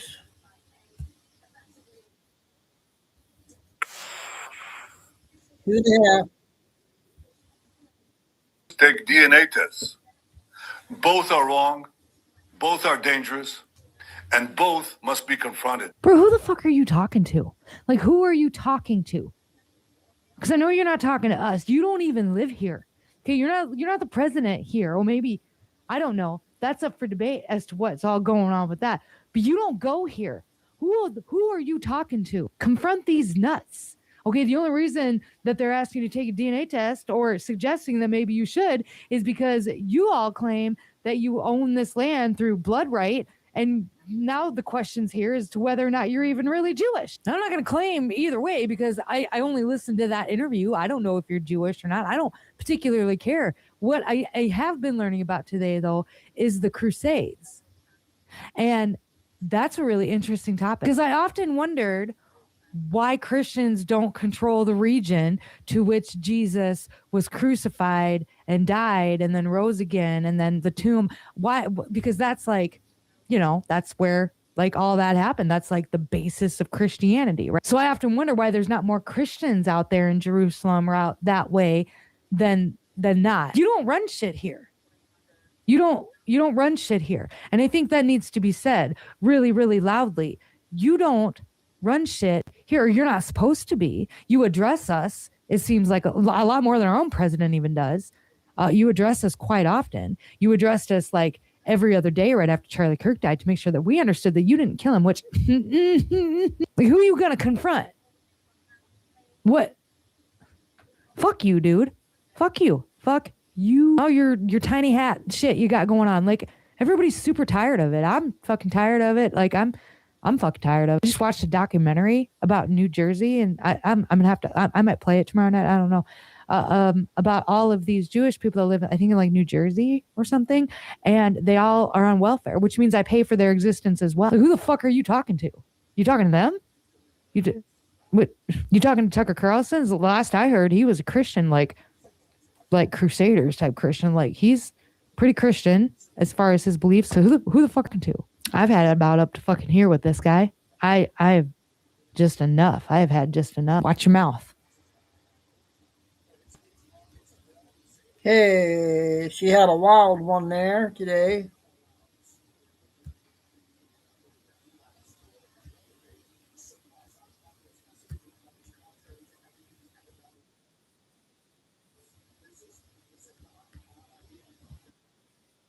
Was asked about the e-files and he's like, whatever, they're not a big deal. And Howard Lutnick was laughing. And I was like, what a weird reaction from somebody who looks like a troll. I'm going to dig into this guy. I consider you successful as the Commerce Secretary if I don't have to see you or hear from you. You're doing a good job if you're just doing a good job, but you can't seem to do that, can you, Howard? And I was like, his reaction was weird. This guy seems weird. I'm going to look into him. I spent my career at the CIA and NSA and also advised other intelligence agencies. I now have my own corporate intelligence firm. All these opinions are my own. This analysis is my own for entertainment purposes only. If you want to see full detailed write-ups, sources, everything on my Substack, head over there. The link is in my bio. I am keeping this channel free of sponsorships and advertisers so that I do not have to report to a daddy and I can talk however I want, talk about whatever I want, investigate whatever I want. The Substack subscriptions are what keeps that going. So I truly, truly appreciate you all. And if you are a paid subscriber, my podcast that starts this month, you will get access 2 days prior for any podcasts. There's a chat over there, everything. So thank you from the bottom of my heart. All right, brief overview. Howard Lutnick owned Cantor Fitzgerald. They lost 658 employees, the most of any company in 9/11 attacks. His brother actually died as well. He was taking his son to school for the first day of school. He had never done that before. Crazy, right? Divine intervention. Anyway, he cut their employees' salaries within a few days. He cut their health insurance within a few weeks. So these families that had just suffered this tragedy, well, they also had all of that cut. This is going to be important. He also automated their jobs prior. And so he didn't have to rehire the 658 employees. It was automated. And so he profited $150 million a year after that. He also sued American Airlines for negligence and won to the tune of $135 million. Did not tell the victims. He pocketed 25 to 35 million and the rest went to his partners. Oh, Howard, you just seem like a gem. But he has a charity, Cantor Fitzgerald Charity, that he put $1 million of his own money. So kind. I'm only saying that because after all the money that man got, I'm sorry, but 1 million is BS. Puts 1 million in there, and then every year, 1 day a year, the employees give up their paychecks for a day, and it goes towards the charity for the families, and it's raised $369 million to this day, which is great. What I don't like is that he uses it as a crutch to answer or make an excuse to any question. So when he's asked about his relationship with Epstein, he's like, but my charity. So I was like, all right, this guy's a piece of work. Let's keep going. He's being called before the Congressional Oversight Committee because he lied under oath. In January of 2025, at his congressional hearing, his confirmation hearing, he said he cut off ties with Epstein in 2005. Well, then the Epstein files were released. He also said that he only had a few interactions with the guy. Well, it turns out he purchased through a web of shell companies and trusts the next door home to Epstein in New York for $10 from Epstein. Okay. And it was worth $7.6 million in 1998. So you purchased the home that's worth $7.6 million for $10. But yeah, you guys just talk twice. Fuck out of here, bro. Follow the money. It doesn't lie, Lutnick. Anyway, it turns out he didn't cut off communications with Epstein. The last documented one was May of 2018. That's 13 years later, you lying sack of shit. He also brought his family, including his kids, and told them the age of his kids in 2012. A few days after that, he did a business deal with Southern Trust that was Epstein's company. He did his business deal through a shell, CVFHC1, some bunch of letters, all right? Did it through a shell and was business partners with him in 2012. I knew there was something to him. In addition to all of this, because you know that I do follow the money in LLCs, he was a member of, a director of, named manager of 810 plus LLCs. That is the largest number I have ever seen. Cantor Fitzgerald also invested $600 million in Tether. Tether is a cryptocurrency being investigated right now by the DOJ for money laundering to terrorists like Hamas, Russian arms dealers. Bad. But if Tether hits its $500 billion valuation, Lutnick stands to gain $25 billion. And Pam Bondi already removed the picture of Lutnick with Epstein until people made her put it back up. So she was trying to do a cover up, allegedly. But yeah, she's probably going to have Tether be investigated and it's all going to come out like it should, right? Because you do good by us, right, Pam Bondi?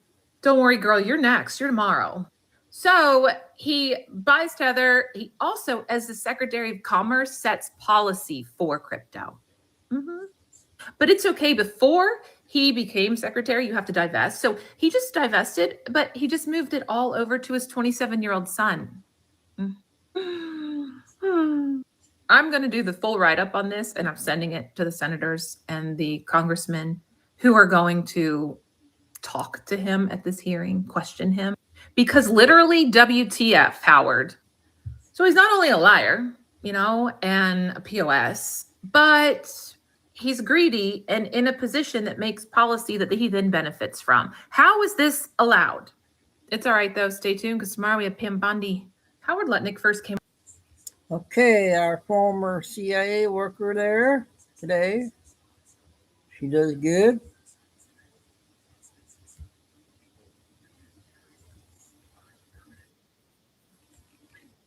Nine minutes. I'm not sure if you played this one yet.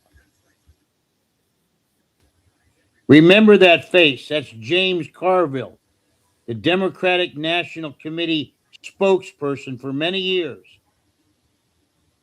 Remember that face.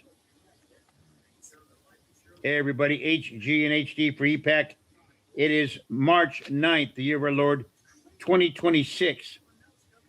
Remember that face, okay? That's James Carville. He went on a rant the other day talking about how much he hates Donald Trump. This is not a laughing matter. I've had discussions with people on my team, specifically one gentleman that's out of the Department of Defense. He worked with the Pentagon for many years. He's an intelligence analyst, brilliant man. He's part of our team, and also a psychiatrist who's part of our team. This Trump deranged syndrome that he's talking about, that James Carville's talking about, is kind of a catch-all. Many people are having opinions, and that's rightly so. But I want to make something very, very clear. I've studied this. I've talked about it for a couple of years in my documentaries, and how the hatred these people have for Donald Trump. And I'm just talking about not just Donald Trump. I'm talking about you and me. I'm talking about anybody who voted for Donald Trump or supports Donald Trump, or who is a Republican or a conservative or a Christian conservative.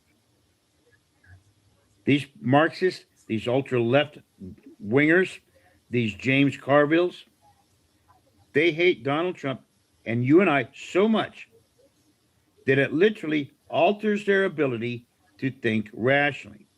And it leads to impulsive, destructive violence. If you do not think that's the case, you must be living in a cave. I think many, many people around the country know this and can understand this and are seeing it and feeling it. Just the other day, James Carville went on this rant, and I'm going to show this to you right now. But I want folks to take heed of this. This is a clarion call, and he doesn't specifically call out for people to act. All he needs to do is put it out, and many of the adults in the room and around the country understand what's happening right here. But I want folks to clearly get a picture. This is a clarion call. Pay close attention. Hang on. All right, here we go. Hold on to your hats, everybody. And I speak for a lot of fucking people. You hear me, you fat asshole? This is what we believe. You're right. I got Trump derangement syndrome. I hate the motherfucker. And you know what? I don't want to get rid of it. I don't want to get better. I want to get worse. Look at that face. This is indicative of the Marxist, ultra-liberal mindset throughout this country, permeating our country. The Democrats that used to be Democrats, these people are posting on social media. Carville himself posted this, and he's been on Fox News, interviewed by everybody. This guy was a Democratic strategist. Pay very, very close attention, and don't forget this face. I cannot stress how dramatically serious this is. There's been a few studies, but I've talked about this more, about this asymmetric, unconventional Marxist political warfare that I talk about in my book and in my documentaries, how it's going conventional. It used to be unconventional, no bombs or bullets, or basically a psychological warfare, or what's called ideological subversion. But now it's going conventional, and Mr. Carville and many of the Democrats in Congress and many of the people around the country posting on social media this exact hatred. And listen to me very carefully. All you need to do, like Mr. Carville, okay, put this out there, and people around the country who are psychologically troubled or challenged are going to hear this, and they're going to act. We are going to see a major escalation, and we just saw it yesterday with two gentlemen, ISIS supporters, throw bombs at a group of people protesting. The two factions in New York City were protesting around Mayor Mamdani's house. One was a white supremacist group, the others were liberal. The white supremacist group was led by Jack Lang. And here's the most important part I can tell you about that part. Mamdani said this bomb, these guys that threw this bomb, was the result of, it was led on by the white supremacist. That's beyond insanity. He's making it. The guys that threw the bombs that luckily didn't go off were ISIS sympathizers, Muslim sympathizers, jihadist sympathizers. That's another story. But this is going to get a lot worse, and it's going to get a lot worse really quickly. Second of all, these two guys from Pennsylvania that made those bombs and the one that threw it, don't worry about those guys. These guys are not part of a cell. These guys are kind of lone wolves, but I've dug deep with my team. These are individuals out of Pennsylvania, but what needs to be we're concerned about is the individual cells, the terrorist cells that are in this country right now, that are, who knows what they're doing or what they're, but I guarantee you, they've got the clarion call from Iran and many of the Muslim jihadists in this country. A very good friend of mine, Stephen Emerson, at Investigative Project for Terrorism, knows all about that. But more importantly, I want to read you something. This is a report out of the Institute for Psychiatry, and it's by Mr. Mendez. A Brain Mechanism for Hate is the title of this short paper. I won't read the whole thing. I'll read it straight. Basically the first few sentences. Hate, defined here as intense dislike that encourages the elimination of others, involves dehumanization or the denial of human qualities to others. Okay, let me read that to you again. Hate, defined here as intense dislike that encourages the elimination of others, involves dehumanization or the denial of human qualities to others.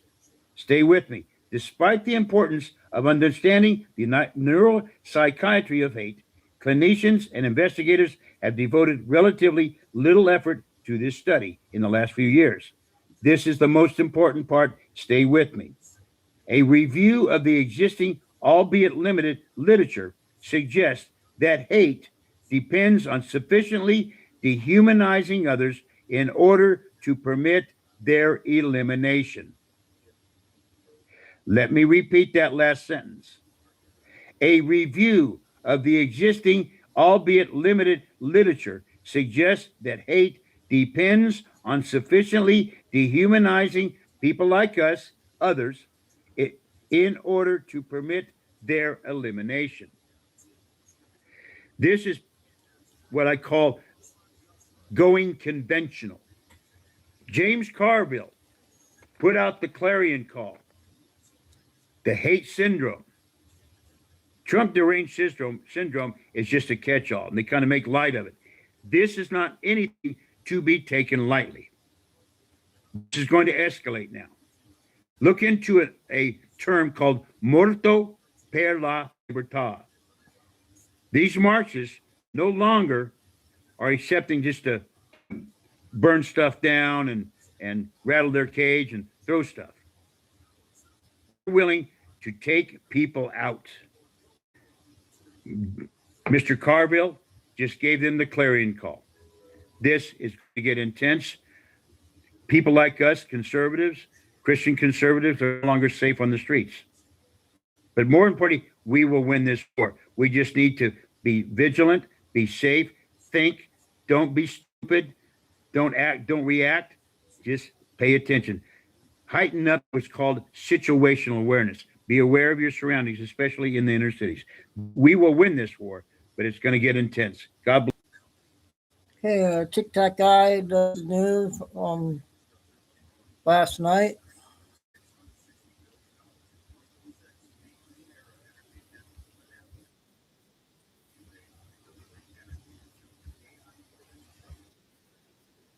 Missiles are flying over Jerusalem.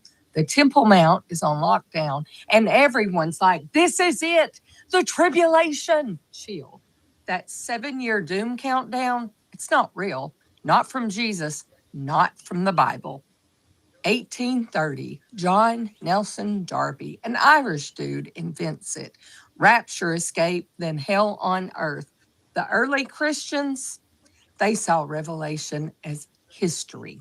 Rome's siege, Jerusalem's fall in 70 AD, the seals, trumpets, famine, war, temple burned, it's all been done. 1909, Schofield sells the lie. 1970s, Hal Lindsey cashes in. And the 90s, Left Behind makes it Hollywood.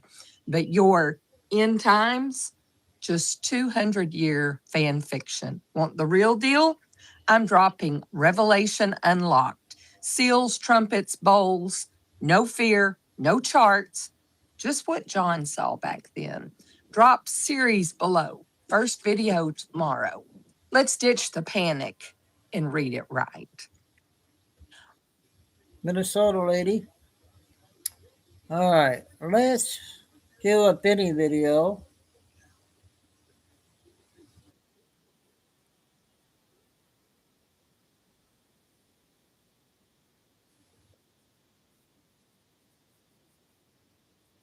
Worn in just 1 second. Say, Uncle. 9 minutes. Say you won't make more missiles.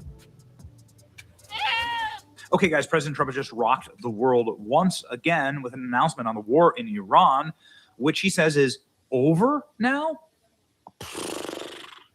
Okay, wait just a second here.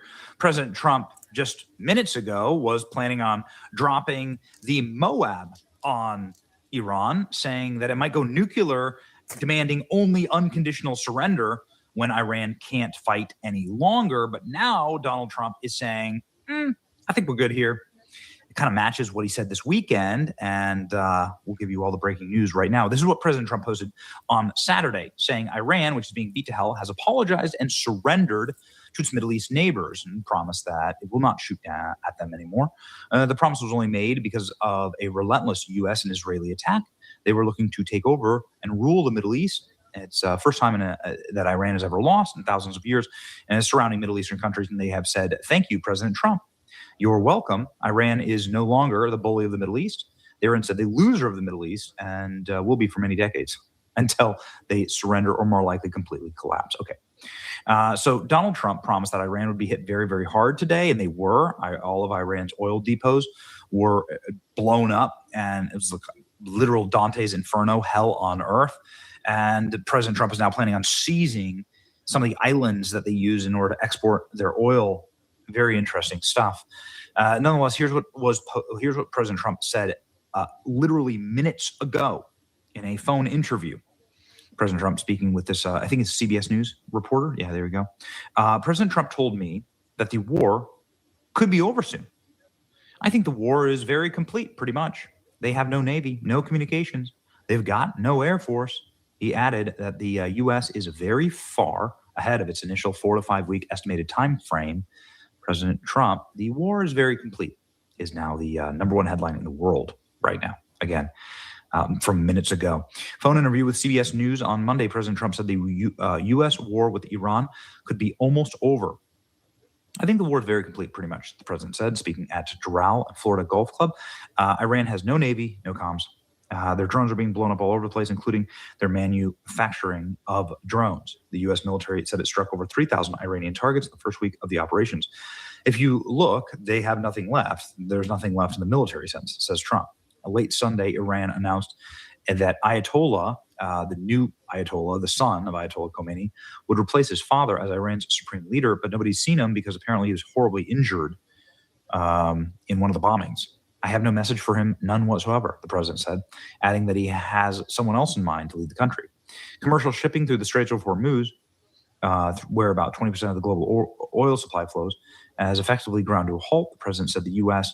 could do a lot about the strait and threatened Iran if its inhabitants were in the waterway. They've shot everything that they have to shoot. They better not try anything cute, or it's going to be the end of that country.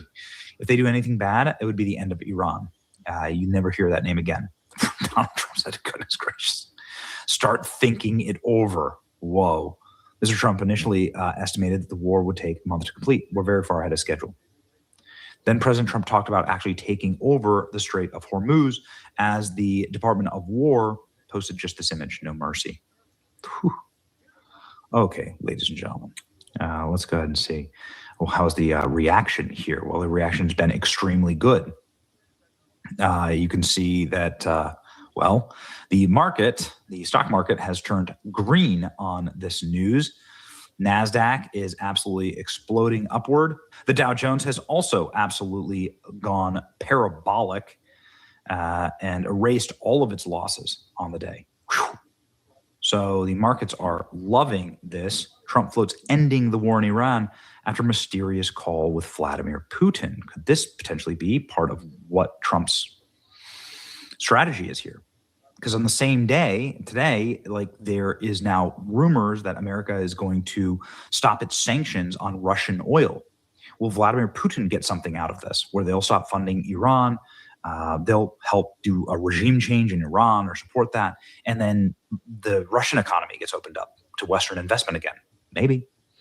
President Trump suggested his war with Iran could soon come to an end just hours after completing a mystery phone call with Vladimir Putin. Trump told reporters the U.S. forces are very far ahead of schedule, claiming Iran's military has effectively been destroyed. I think the war is very complete, very much, Trump told CBS News. Okay, well, what is this exactly? The two leaders discussed the current war in Ukraine, as well as the oil market in Venezuela. Following Trump's remarks, the stock market rallied. Tumultuous trading day. U.S. oil has also plunged. It was up at like $115 a barrel. Now it's down to $86 a barrel. Goodness gracious. After Trump said he was thinking about taking it over, the Straits of Hormuz. The Dow closed up 200 points after dropping nearly 900 points in the session low, and the S&P jumped. NASDAQ spiked as well. The president also claimed that Iran's missile and drone capabilities have completely been neutralized following the death of the regime's supreme leader.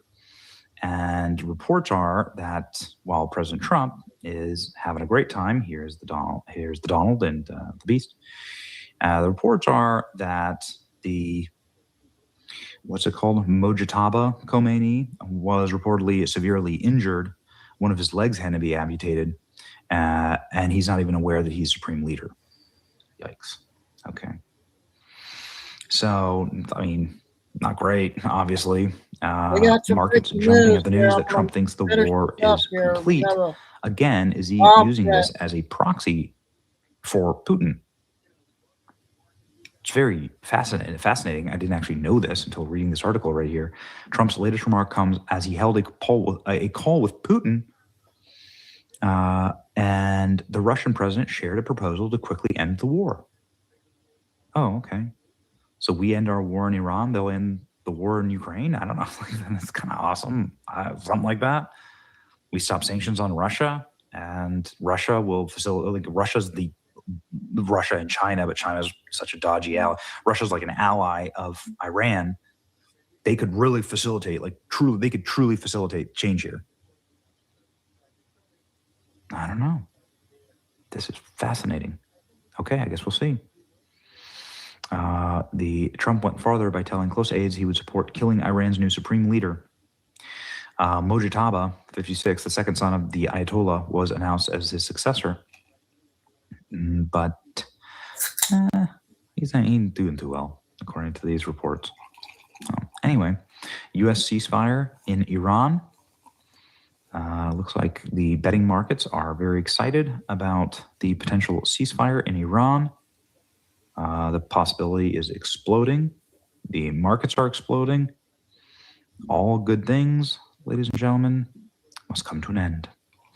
So I guess we'll see. Look at that. Everything green. Everything flips green on the announcement of peace. And Donald Trump might get his unconditional surrender. Let me know what you think, ladies and gentlemen. I don't know. Well, we'll see what happens. First spinning video.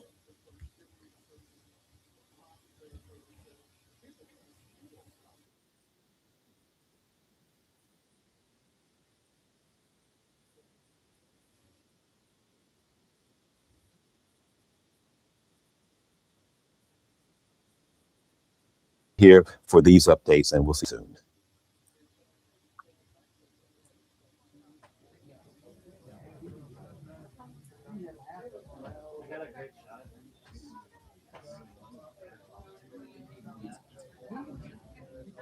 I guess we did it.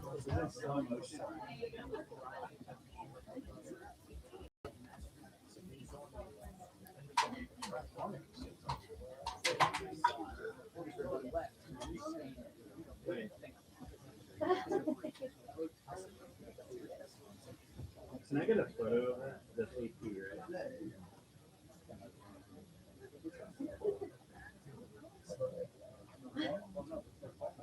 Oh. So nobody else is airing it right now.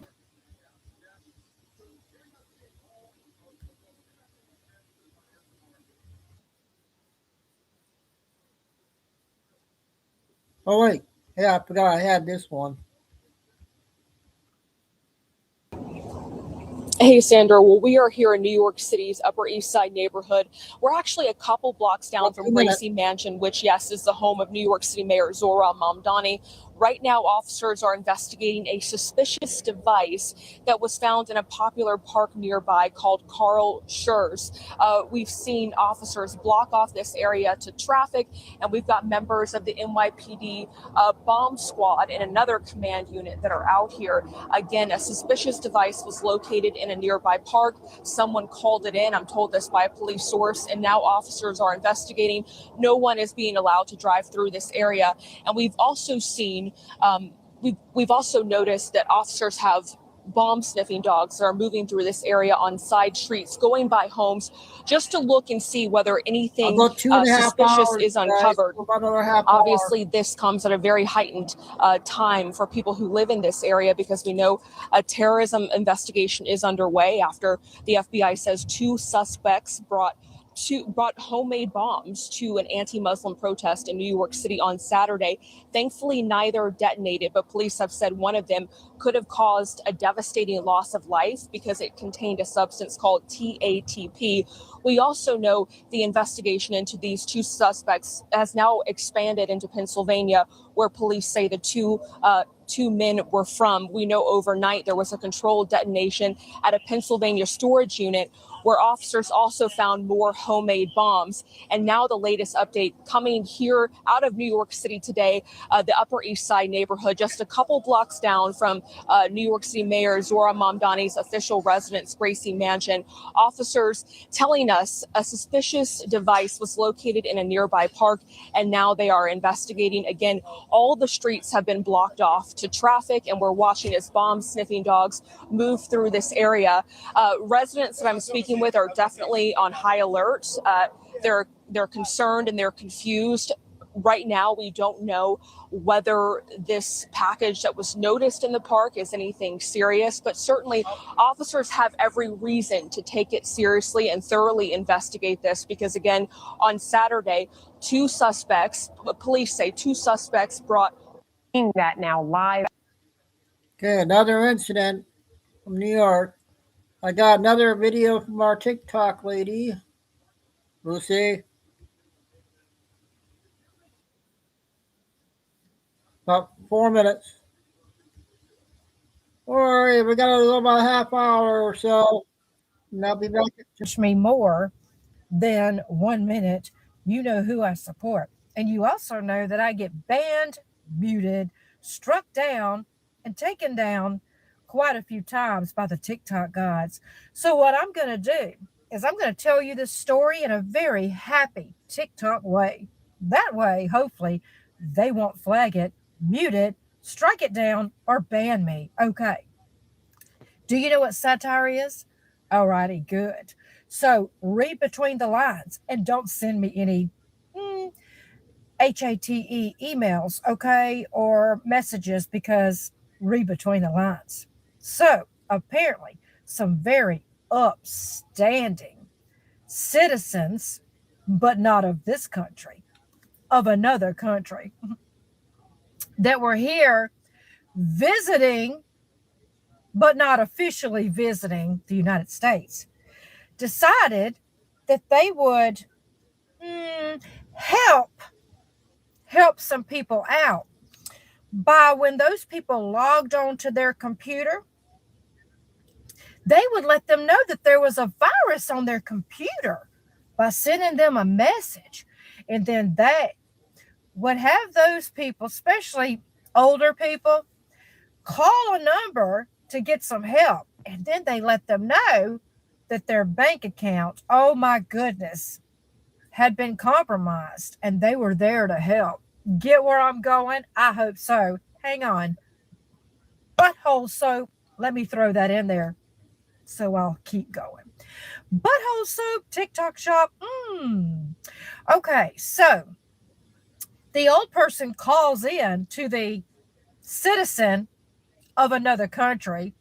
Hello, do you want some cable? Yeah. And even though that person's here, I hope I'm not explaining too much, but I hope you get it. But they were here, but they weren't really supposed to be here. And they convinced the old people, several of them in Florida, to give a courier that shows up at their door, no problem, I'll have somebody come to your door and pick up your gold. That way we can take it and protect it, okay? So it's hard to believe that people that had over $100,000 worth of gold would give in to this situation and give them their gold, but they did. $150,000 and then $200,000 worth, and it goes on and on. The people who did this for these old people that helped them with their gold, their names are so you can Google that in Florida. Just Google Florida gold, old people, and something that rhymes with RAM but has SCAM. Oh my goodness. TikTok, I hope that was up to your standards. I did it with a smile, and I threw in a couple TikTok shop comments and some whitening butthole paste.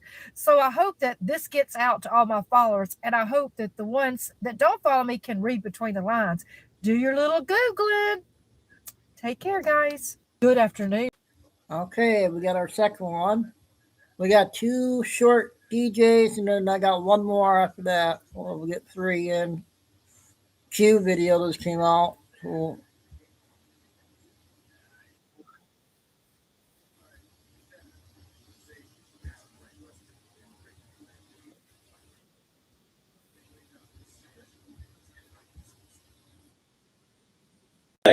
most of the laws and orders in place do reflect our foundation.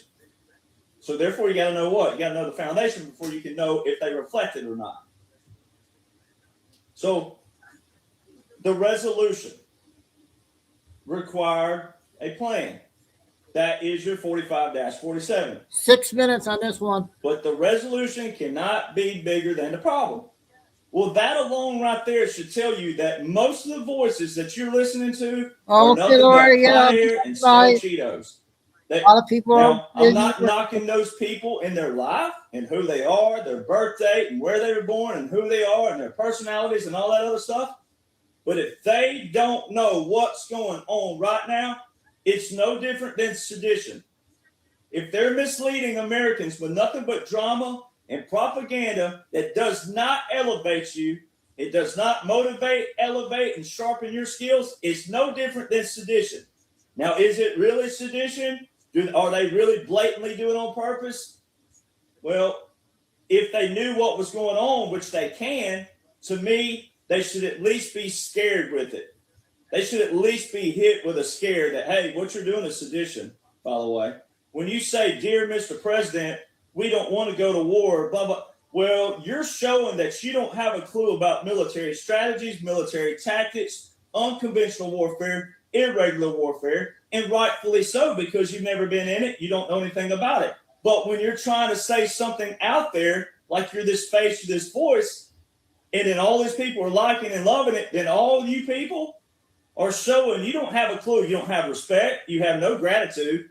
You don't have any respect or gratitude towards the military, other than what you think you know. And then it's keep it simple, stupid. Now, I've called people stupid before. People don't like it. Well, you shouldn't act like it.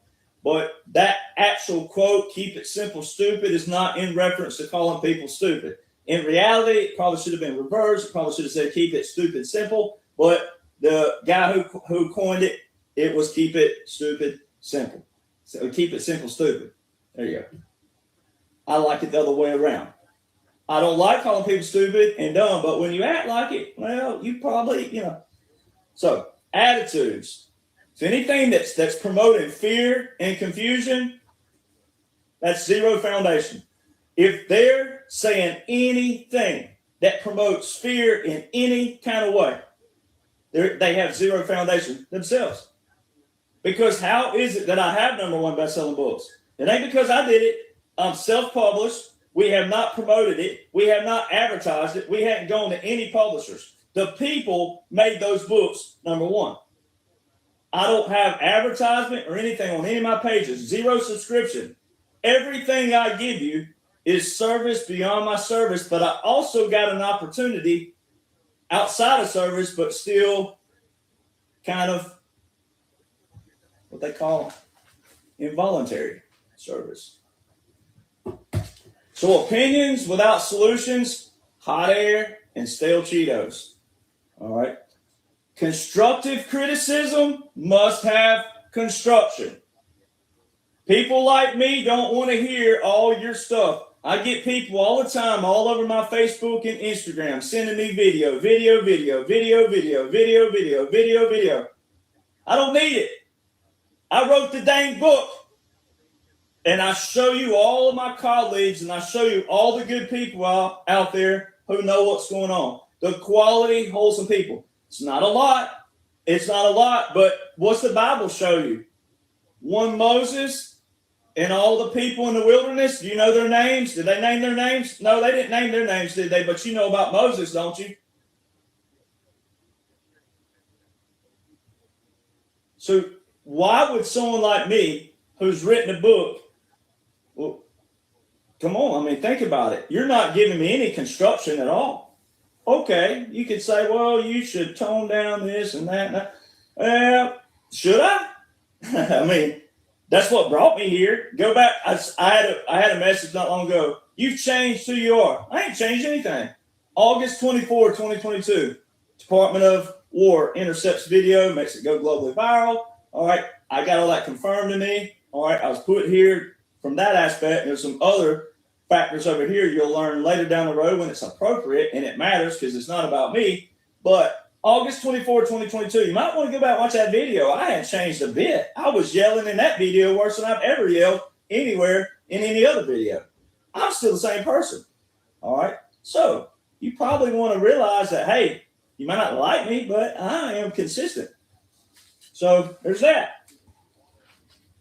Again, criticism without construction just means you want to say something and it ain't got no power behind it. And then where we are right now, hindsight's 2020. Everybody's demanding something right now. Well, kudos that you're involved. Great that you're engaged, but where have you been? See, guys like me and gals out there that knows what's going on strategically and operationally, especially, but then also all the patriots out there, all these, I mean, God-fearing patriots and patriots all over my pages, these people, we're looking at you like, where have you been? Welcome to the party. Glad you're here. But now all of a sudden you act like you're the maitre d'. Like, hey, listen to me. I demand this. You can't even name the 3 branches of government.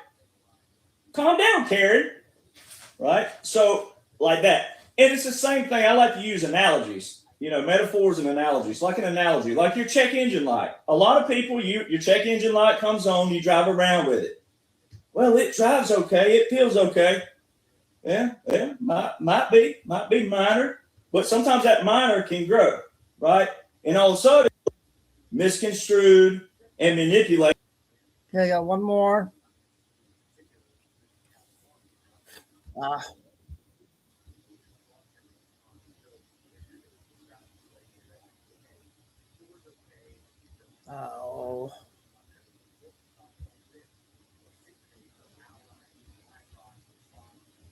Oh, shoot.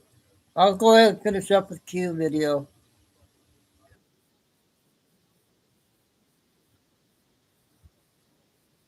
Sweet, because I need your help. John Thune, even though we know that he's spineless, even though we know that he doesn't want to go against the status quo, and for whatever reason, he hates Donald Trump, that's their own personal beef. But at the point that his personal feelings against Donald Trump is screwing over everyday Americans, that's when the line has to be drawn. And no matter what lies that he has told himself and those around him, they need to be dealt with. So it's going to be up to us. And I'm going to explain this to you now. So John Thune has once again stabbed Donald Trump in the back. In an interview with NBC, he has made it clear that, we're not going to do that whole filibuster nuke thing. It's not going to happen. We can't guarantee the results, and so therefore we're not going to do it. Now, I can try, and I have tried to be fair to John Thune, and if he does not believe that he can get his party to vote along party lines, and he cannot get them to cross over and vote for the filibuster change, then I can understand him saying, I don't want to open up this can of worms before the Democrats take over, because that's an important tool that we have going into and after the midterms if the Democrats take over the House and the Senate. So it would seem reasonable. The difference is that we've heard from many other people, Mike Lee being one of them, somebody I actually do trust. Senator Mike Lee has said that John Thune has made it clear that he does not believe that the support for the Save America Act is organic. He has told many people in the Senate that he believes that it is the result of paid influencers. In other words, he believes that Donald Trump and their organization are paying influencers like Scott Pressler to go out and to drum up fake support for this. Well, let me say this. I have not been paid a dime by anybody. I want the SAVE Act passed. I want citizens only to be able to vote in our elections. I want people to have to prove that they are citizens to vote in our elections. I also agree with the idea of only women in women's sports. And I also believe that we need to protect children. All of those things are included in the SAVE Act, and I want them in place. I need you guys to share this video with those around you by any means necessary who have similar minds.